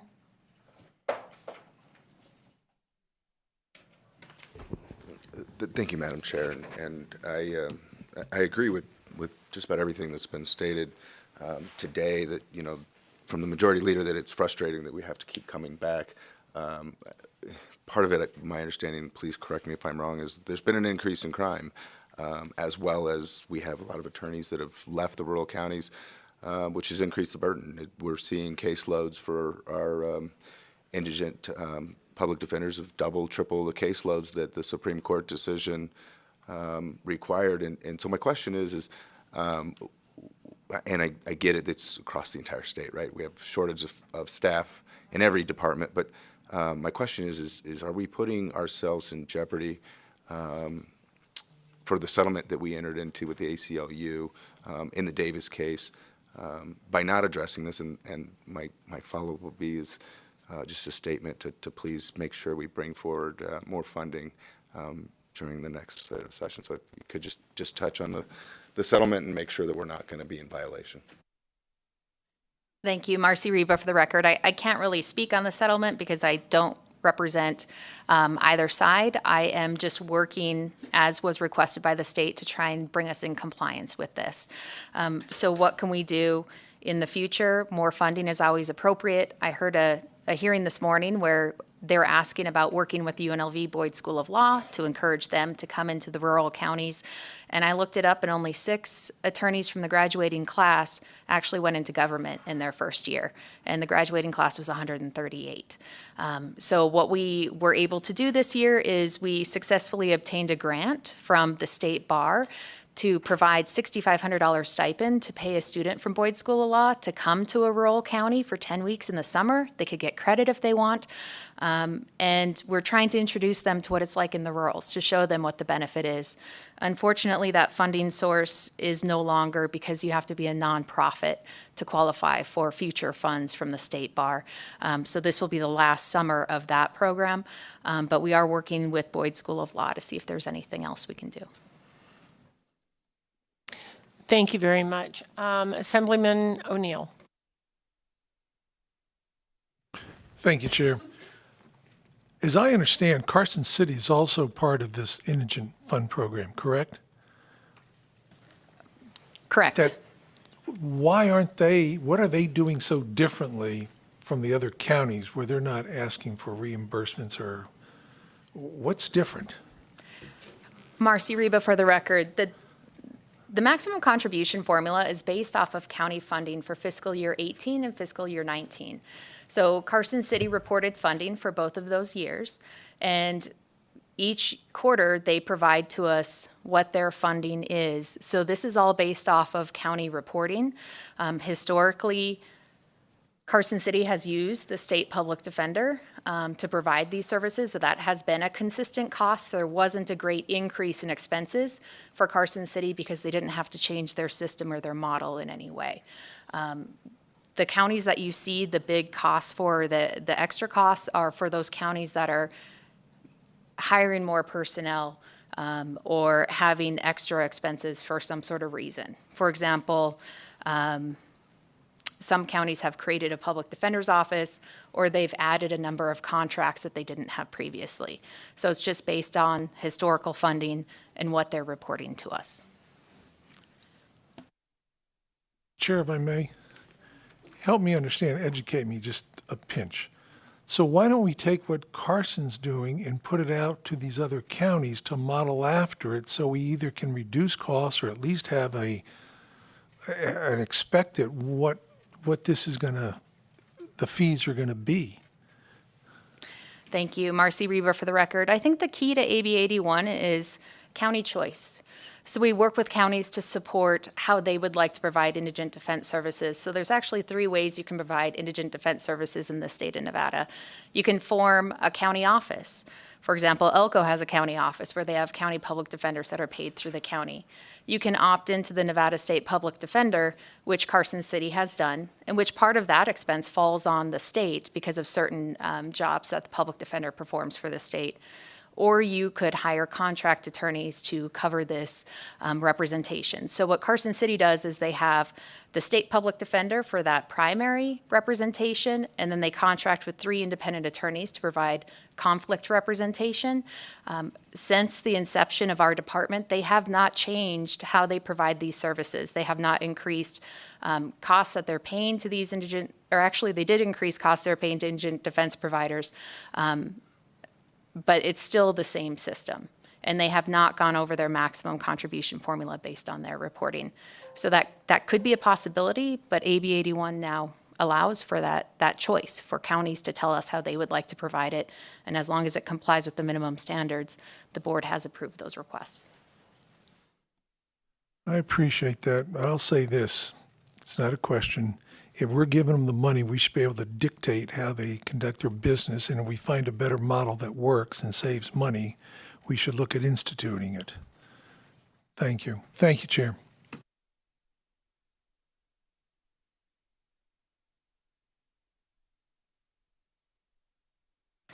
Assemblyman O'Neill, it's quite a ways from Carson City to Elko, and it's even further from Elko to Las Vegas. Or maybe not. It might be pretty darn close. I've driven it all, so just passing along the message from your colleague down here. All right, additional questions, comments? Okay, seeing none, then I will take a motion. Senator Titus, and a second from Senator Gokachia. Any discussion about how far it is in Nevada? All right, thank you. All those in favor, say aye. All those opposed? Motion passes. Thank you very much. And next time we'll have a geography lesson. All right, we are on item J, and the request for approval to accept gifts and grants pursuant to NRS 353.335. There is only one request under this agenda item from the Department of Conservation and Natural Resources, Division of Environmental Protection. Go ahead when you're ready.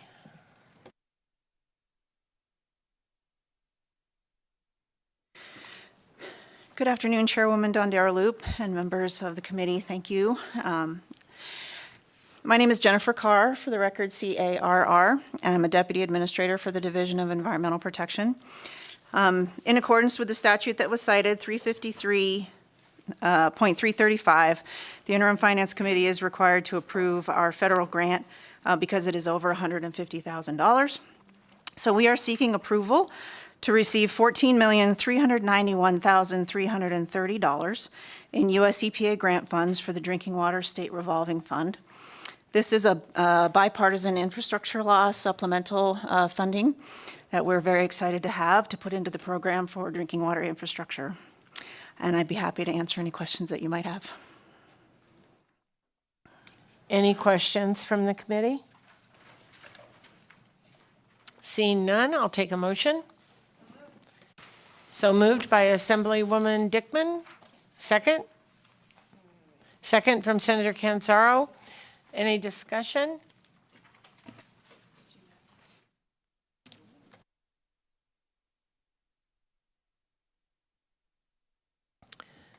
All those in favor, say aye. All those opposed? Motion passes. Thank you very much. All right, moving on to item K, request for the approval of transferable tax credit to Redwood Material Incorporated pursuant to NRS 360.889. And look who's back, Mr. Tatro and Mr. Potts. We got two for the price of one here today. All right, go ahead, please, when you're ready. Thank you, Madam Chair. For the record, Bob Potts, Deputy Director, Governor's Office of Economic Development. Joining me is your former colleague, Dr. Don Tatro, now representing Redwood. He's going to answer some questions if you have questions about the company. And also joining me is our Executive Director for Business Development, Melanie Sheldon, to answer some of the detailed questions if you have any of those. So the Nevada Governor's Office of Economic Development and Redwood Materials come to this meeting today to request Interim Finance Committee approval of transferable tax credits as part of the Redwood Materials $1 billion investment abatement and incentive package. Redwood Materials was approved for the aforementioned package by GOED board meeting on December 1 of last year. Senate Bill 410, as introduced in the 2019 legislative session, requires approval of the Interim Finance Committee before certain tax credits can be issued for a $1 billion project. Pursuant to NRS 360.889, GOED must submit a written request to the Interim Finance Committee for approval of the issuance of the transferable tax credits. For a little background on the company, Redwood Materials is building a large-scale battery materials facility in Story County. The company recovers more than 95% of the metals, including nickel, cobalt, lithium, and copper, from recycling expired batteries and obsolete technology to remanufacture into new anode and cathode materials. These materials are then supplied back to the U.S. battery cell manufacturers instead of them having to rely on foreign suppliers, 85% of which are currently manufactured in China. When the facility comes online, it will be the first time these critical battery materials, which account for 65% of the cost of a battery, have been manufactured at scale in the United States. Redwood's mission is to build a circular supply chain to power a sustainable world and accelerate the reduction of fossil fuels. This focus is critical to the future of transportation and the electric grid, while addressing clean energy storage, climate change, and national security. With this brief background on the value of this operation brings to our state and its economy, GoEd and Redwood Materials respectfully request the Interim Finance Committee's approval of transferable tax credits of 9,500 employees for each qualified employee hired. This incentive program is set to sunset on June 30, 2025. And with that, I will turn it back to you, Madam Chair. Thank you very much. Any questions? Senator Titus. Thank you, Madam Chair, and thank you for coming here today. I'm curious about the process, and I've never been shy about sharing my frustration over tax abatements, which I've never supported and won't support this one. There are other companies out there that are in your business, and there's one, Aqua Metals that are out there. How are you? In your economic model, can you sustain without the government support of these tax abatements? Or will you be required always to, is it really a profitable proposition you're looking at, or will you always need some government assistance?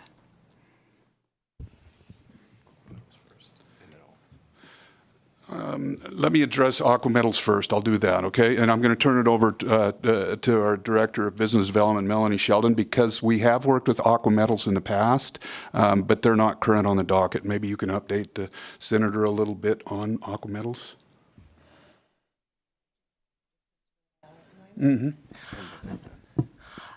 So they were, Melanie Sheldon for the record.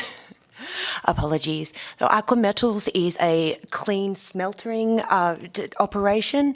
They are actually, they do have a recycling component, but they are different to Redwood Materials, as Redwood Materials are actually recycling and manufacturing a component that is predominantly done in communist China right now. Aqua Metals are fantastic operation. While they are doing an amazing things, they do have quite a different operation to Redwood. Right, and then thank you to follow up on the rest of your question there, Senator. For the record, Don Tatro with Redwood Materials, through the chair to Senator Titus. As far as government subsidies and the like, obviously this helps us get us up and going. We want to have a clear and defined presence here in Nevada. Obviously, with California as one of the largest consumers of electric vehicles, and then Nevada with a significant amount of lithium activity provided in that, we're eager to be a part of it. And we are competing, as was mentioned, with nations that have lower or substandard human rights and labor practices. And so every dollar does matter, and every dollar does matter to bring these supplies here in this closed loop supply chain. As far as being profitable, we anticipate to be profitable when we're fully up and running, and this helps us get us there quicker, and it also makes Nevada more attractive for us, as we have had competition from other states and do have another facility on the East Coast starting now. Follow-up, Madam Chair? So without these transferable credits, will you be able to do business in Nevada? Will we and do we want to? Sorry, Don Tatro, for the record, through the chair to Senator Titus. You know, as we look and we stress every dollar, we are committed to the state. This is where our headquarters is. This is where, you know, our families are. And we want to do as much business as possible. Would it have an impact in scaling up or down? increases or decreases, absolutely. And as we look dollar for dollar, if we can stretch dollars further in other areas, I think we would, but eager to continue business here. We are in production of copper foil, first time ever in the United States, providing that to one of our partners here locally. And so would love to see that continued and supported by the state. So thank you for that. And to be clear, I support the renewable industry component of this and absolutely would prefer that our lithium is produced in Nevada, whether it's recycled or produced here. My concern, however, is the cost of the recycling and the economics of it. And wondering about the company in the East Coast, you said, are they operated under a business model where they've received some assistance for that company?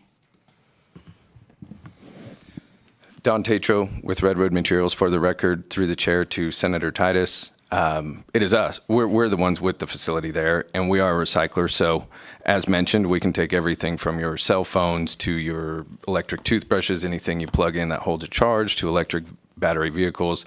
Recently completed a one-year pilot study in California where we received 190,000 plus kilograms of battery packs and have recycled those. That's roughly 1,300 cars, and as more of these electric vehicles come into or out of commission, we are able to then capture that again. So yes, we anticipate to be fully profitable once we are fully up and running and these are completed. Great, thank you. It's not the recycling that I have the issue with, it's the transferable credits. So thank you. Thank you, Madam Chair. I'm going to jump in here before we go to the next person. My question is always, because with a company comes the workers, the families, and then we have schools because everybody has to have their kids in school. So what are we doing to help those schools? Where is the investment in the community to help those schools take in this influx eventually of families? And this is the same soapbox I was on clear back when we did Tesla, so it's nothing new. Don Tatro with Redwood Materials, for the record. Thank you, Chair. It's a great question. Fortunately, I'm proud to say that we've been able to hire 75% locally. And, we already have over 600 employees here headquartered in Carson City, some of those also out at TRI. So, and looking to partner more with the universities, both north and south, to bring in more people directly from either the community colleges or the universities directly into our company. So really pushing for a local hiring practice as well, and obviously going to be great community partners with the school. We're already looking to the school for a variety of opportunities to partner in not only helping to get more kids into the engineering, and specifically chemical engineering, which we need as many chemical engineers as possible, but we will also be, through this abatement package, paying over $200 million in taxes, state and local. So this isn't a 0% abatement package. I think I answered most of the things in your question, but happy to take a follow-up if you'd like. I'll be watching. A teacher always has eyes in the back of her Well, head. thank you. And I would offer, Don Tatro, for the record, if anyone wants a tour, we'd be more than happy to take you out. Senator Neal, did you have a question, please? So, thank you, Madam Chair. I wasn't going to ask a question, but can you at least, because I don't think I heard this, for the 2.1 million, how much will actually be abated in personal property tax, real property tax, sales tax for this project? Because I'm assuming you're going the full length of this legislation, and for everybody's recollection, they're using the Faraday language. So that's why you all probably all only know it by the Faraday language, but it hadn't been used. So now it's being triggered for this. Thank you. That's a great question. Don Tatro, for the record, through the chair to Senator Neal. I will answer part of that question, then I will turn it over for more of the technicality. But today before you, we are here for only the employee tax credits, so not the abatements that's already passed. Thank you. Thank you very much. Assemblywoman Kasama. Thank you, Chair. Thank you for this information in your presentation here. My question is, when it goes through the Governor's Office of Economic Development, you have to show that the economic output and benefit to the state will exceed the tax abatement credits that you're getting. Isn't that correct? Don Tatro with Redwood Materials, for the record, through the chair to Assemblywoman Kasama. Yes, absolutely. So we're looking at almost a $6.5 billion impact regionally or through the state, among other things, and also they've done a full economic impact analysis, and I believe that was provided to you. If not, would be happy to provide whatever materials you need. But yes, Correct. So you're looking at a $6.5 billion output and benefit to the state, and you're asking for up to $38 million in tax abatements, is how I look at it. Don Tatro with Redwood Materials, for the record. So today, no, we're not asking for $38 million in abatements. That's the maximum allowed under the law for any company that came before you. Today, I believe before you, you have 2.1 that was submitted through the economic impact analysis that was completed at the time of our application, which was April 7th of 2022. Since then, we've brought on significant partners. President Biden passed the Inflation Reduction Act, which actually sort of threw a lot more weight behind what we are doing and emphasis on this as a national security and economic security point. So today we could go upwards of 1,500 employees and meet that easily. So before you was only 701 employees, and I think the total abatements of the 2.1375 million in front of you would be 215 or 225 employees, which we would already surpass. And what are you expecting total for employees once this is fully up and running? Don Tatro with Redwood Materials, for the record, through the chair to Assemblywoman. So right now, I would say 1,400 employees, given all the new partners that we have. And in the package and the analysis that we had, we wanted to be very conservative. And obviously, a lot has changed since April. So we'll be looking at 1,400 employees here. That will provide 100 gigawatt hours of battery materials, and that in turn would make 1 million electric vehicles, which is 2.5 gigafactories. Well, I certainly support this. Anytime we can have production and manufacturing and mining in the United States versus overseas, I think it's something we should support. Thank you. Thank you. I really appreciate the questions. Thank you very much. Senator Gansert?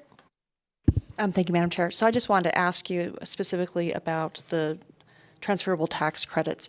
So you're asking for a number of employees at $9,500 each. How much do you, and they have to be paid at least $22 an hour to qualify. How much do you anticipate paying these types of workers that you're asking for the credit? And then how much do you think you actually spend on training for the type of positions that you've requested today?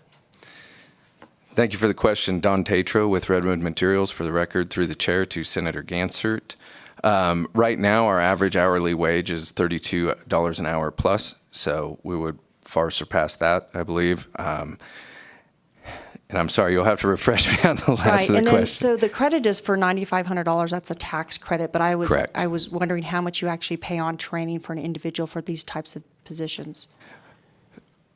I apologize for not being able to answer that 100% accurately, because we are looking at different partnerships for different skill levels. That includes everything from the universities, the community colleges, and the trade schools. We're looking at a partnership with the Carson City Community College, Western Nevada College, to help training, and how we share or what portion of that expense we cover is undetermined. So it would be significantly more than $9,500 per employee, though, just in teaching the onboarding somebody, bring them in, getting them up to speed, safety training, and all the rest. It's significantly over $9,500 per employee for these Nevada residents that would qualify. Thank you. And then, talking about those partnerships, it sounds like some of the funds come back to us or come back to educational institutions that were within the state. But I also wanted to circle back to Senator Dondero Loop's question about education. I'm thinking when it's not related to this, but sort of the tax exemption, you still pay the LSST, so that was carved out some years ago. So when you look at like the sales tax exemption, the piece that would go directly to education is not exempted from that. Is that correct? That's absolutely correct. We will be paying that. And so that will go to the schools. And then we also, like I said, are partnering in a variety of ways with local schools. Really, we found that 5th grade and up benefit the most on tours, getting them involved in these STEM education. We're looking to partner with schools for consumer recycling participation, so to bring in your old cell phones, your old electric toothbrushes, and that types of thing. And it really shows a hands-on thing there. So really being a partner in the community and reaching as far as we can as we get that up and running, to also partnering with large retail stores in their recycling programs. So to say we're partners, I think would be understating it. I think we'll be a significant resource and partner to schools in a variety of ways and showing many kids and many future leaders what a great path this would be, and that the grads can stay here as Nevada residents for a great paying job.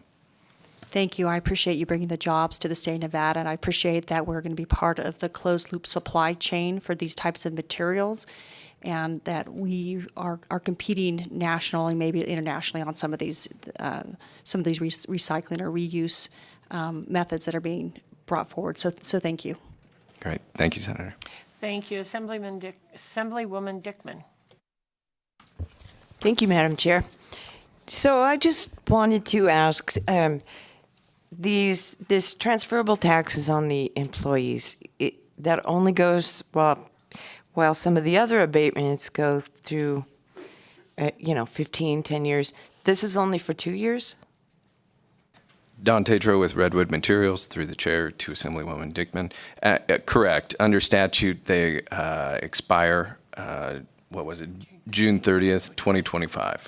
And so could you come back to ask for that again under this program or not? After today, I hope not. Just kidding. No. Yes, absolutely. I believe we could. Okay. But after they expire statute-wise, you would have to pass a bill through the legislature. So then it would not be an option. Okay. Thank you. Thank you very much. Assemblywoman Brown-May. Thank you, Madam Chair. My question would follow up on the senator's line of questioning relative to hourly wages. And I just want to make sure that we go on record as stating, well, you've stated that you have an average hourly wage at $32 an hour. We would anticipate that none of your employees would then access other state services like Medicaid, that all of your employees would be receiving living wages and appropriate benefits. Don Tatro with Redwood Materials, through the chair to Assemblywoman Brown-May. Yes, absolutely. That would be the hope. I don't know that 100. I can't answer that 100%, obviously, but we also do provide a significant amount of benefits, 75% of all health care for the employee and dependents currently, as well as a variety of other benefits. So I think we're very competitive. I think we're bringing great jobs to the region and to the state, and to foster this closed loop circular supply chain. I think it'd be great for the state to be at the forefront of it. Thank you. Assemblyman O'Neill, did you have a question? Yes, ma'am, if I may. Thank you, Chair. Very quickly, if your request is approved today, when would the tax credits be issued, and what fiscal years would they be utilized in? Don Tatro with Redwood Materials, for the record, through the chair to Assemblyman O'Neill. I believe that while this request today, if it were the 2.1375 million, would be fairly immediate, in the sense that we will hit the employee threshold, like I said, because we've advanced so quickly through our production, and the 215 to 225 employees would be surpassed in a very quick manner, almost immediately. So you would anticipate next fiscal year then, or because we're almost running out this year? Correct, yeah. I don't believe that we would be able to complete the contract with the state through the abatement package, get that completed, and go before the tax commission and get that, forgive me if I misspoke on who we go in front of to get that done, but I doubt it would be through this fiscal year, so next fiscal year, absolutely. Thank you, Chair. Thank you very much. Senator Neal, did you have a question? Thank you, Madam Chair. I just want to get a clarifying statement on the record. So, Mr. Potts, can we just talk about the go-ahead process and how you guys have already approved the abatement side of this and actually put the numbers into the record on what is actually abated for real property sales and other? Yes, you're here for the transferable tax credits, but in December, you guys have already moved the needle on this because you don't need us to do that. So can you put the numbers on there about how much this project is going to abate?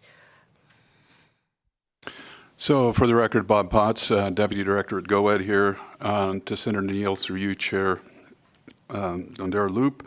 At the December 1 board meeting, we had approved in the sales and use tax $46,566,432. That was ratified last week at Thursday's special board meeting to pull out the local school support tax portion. So the sales and use tax is now down to $21,602,984. The modified business tax is 75% for 10 years, $2,797,918. They say that again, $2,797,918. Personal and real property tax abatement, $54,113,232. And then this transferable tax credit portion that we're coming before you today for is $2,137,500. So roughly 80 million. Correct. Okay. Thank you.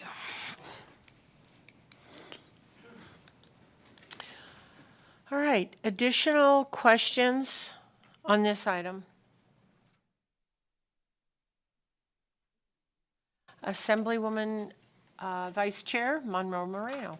Thank you, Madam Chair. I just have a question because I'm interested to know if what you have before us today, the transferable tax credit, were to fail today, how would that impact you moving forward with your business since you've already received the abatement on so many other things?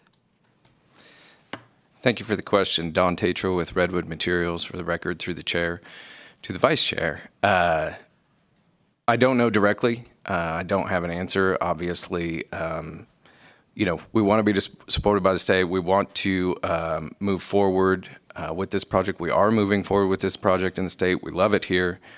We are already under production with the copper foil, and we'll continue that. But if it were to adjust, increasing with a faster production schedule in another facility, that's a possibility. I'm not saying it is going to happen, but it could happen. In your answer, you said you'd like to be supported by the state. I would say that the state has already supported you with the abatement of the personal and real property tax abatement, the modified business tax abatement, the sales and use tax abatement, 2 of them for 10 years and the third for 15 years. So I would say the state has generously supported you. So how would this $2 million affect your decision for not to come here, and how would you justify in saying that that would not be the state supporting you? I apologize for anything that showed that we were not thankful for the state support. And obviously, this would be another additional, like I said, every dollar counts. We are competing internationally through a variety of practices around the world, right? And we are the only ones to be producing these battery materials. And so we look at this as obviously every penny counts. And that's how we move our operations forward, and are very thankful for all the support we have received and hopefully continued support. So I guess I misspoke and would have liked to have a retry on that. So thank you. Well, I do agree with you on one thing. Every penny counts. And every penny counts for us as a money committee as well. I'm sitting on that side, huh? All right. I don't see any additional questions. So I will take a motion. Motion to approve by Assemblywoman Kasama. Second. Second by Senator Gansert. Any discussion? All those in favor, say aye. All those opposed? No. The nays are Senator Titus, Assemblywoman Anderson. All right. Motion passes. Thank you very much. Thank you for joining us today. Thank you so much. Thank you. All right. We will, up next, we have agenda item L. The request for transfer from the Interim Finance Committee's account for foreclosure mediation assistance pursuant to NRS 107.080. Welcome. Good afternoon. Perry Fagan, President, Home Means Nevada, Inc. And as Chair Dondera Loop said, we are here to request continuing financing of $107,965 from the account for foreclosure mediation, and I'm here to answer any questions.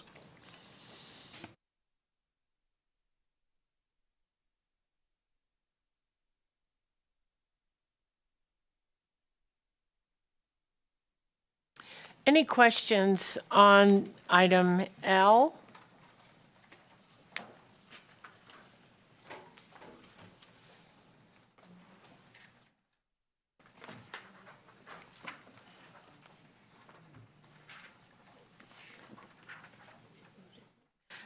Move to approve. By Vice Chair Monroe Moreno. Second. Second by Senator Canizaro. Any discussion? All those in favor say aye. Aye. All those opposed? Thank you very much.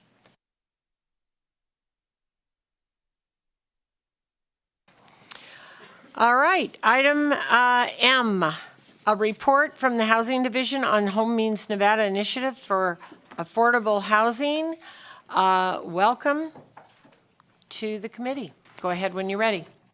Thank you, Chair Dondera Loop, Vice Chair Monroe Moreno, Steve Acroth, Administrator of the Nevada Housing Division, to provide you the informational report on the Home Means Nevada Initiative, $500 million investment in affordable housing throughout the state using ARPA, state and local fiscal recovery funds. This is a report that we've provided in the past. Unfortunately, it's not updated the information that you have, so I will give you a verbal update on what has transpired since that report was provided. Happy to report that we actually had our first project close last week. So funds are actually going to begin to move, and that was the Ridge at Sun Valley, 195-unit affordable development in Sun Valley in northern Nevada. One of the things that really has come to the fore, and Director Stevenson isn't here, so hopefully she's monitoring, but I wanted to let the group know that we have created a synergy within the Governor's Finance Office and the group that overlooks the ARPA funds. And I can't thank enough the group there that Shauna Tilley has with Brenda Berry, Casey Van Patten, and Glenn Daly. I can't read my own handwriting. And so establishing the process of how we are going to actually receive funding and disperse funding. And so now we have a weekly call with GFO or as needed in creating that synergy. And they've been just awesome to work with. So I wanted to put that on the record moving forward. We have provided agreements to just about every recipient. And so those agreements are being worked through. I will say having the first project actually go over the curb created some obstacles that we didn't anticipate, but ultimately we were able to get through those and create sort of a pathway to get more projects done. So the first one over the curb is always the most difficult. And that's the other thing that I will mention. It was brought up in a previous committee meeting earlier today, was the availability of bond cap. And that availability of bond cap to the division to support these projects was actually a limiting factor in determining the awards as we went through the preliminary process. With some expanded bond cap capacity to provide support to these projects, we think we can even do a deeper dive into some of the projects that didn't receive preliminary awards. So we're evaluating that as we work through the process. With that, I will be more than happy to answer any questions. Thank you very much. I believe Senator Gansert has a question.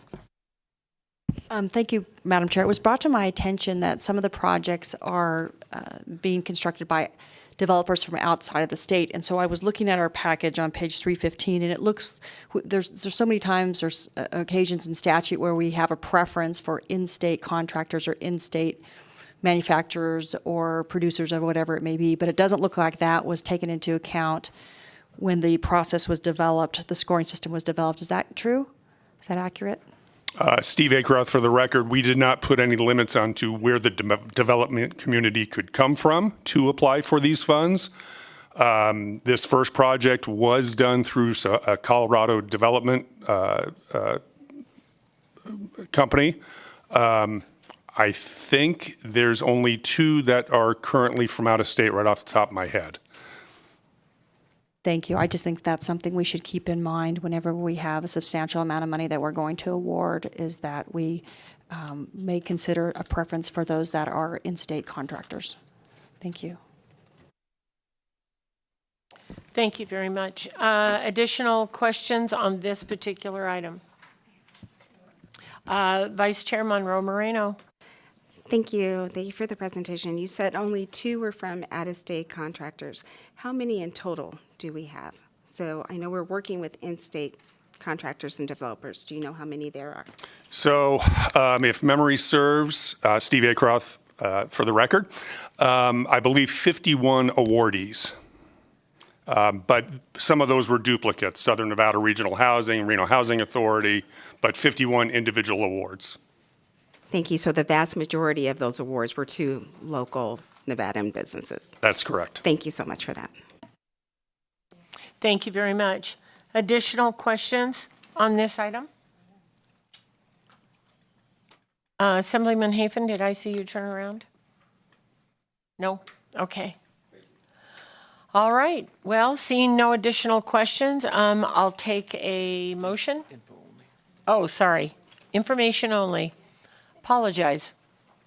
Thank you very much, Mr. Akeroth. All right. We didn't have anything on N, so we will go to public comment. So this is our last agenda item for the day. This is the second and last period of public comment. As a reminder, due to time considerations, public comment for each person is 2 minutes. Please remember to state and spell your name. To call in to provide testimony for public comment, dial 669-900-6833. When prompted to provide the meeting ID, please enter 896-4406-8754 and then press pound. When prompted for the participant ID, press pound again. The call-in information is also on today's agenda. I will begin with public comment in Carson City. Do we have anybody in Carson City? Seeing none. Do we have anybody in Las Vegas? Seeing none, we'll go to the lines. BPS, when you're ready. Chair, the line is open and working. There are no callers at this time. Okay, well, Thank you very much. I would like to thank all of those who participated in the meeting today. We'll be back tomorrow morning at 8:30 a.m. as Legislative Commission's Budget Subcommittee, and we'll be hearing the budget presentations from the Department of Employment, Training, and Rehabilitation, Department of Conservation and Natural Resources, Department of Wildlife, Department of Agriculture, and the Department of Veteran Services. So get a good night's rest. Thank you very much. This meeting's adjourned. Oh, this meeting's adjourned.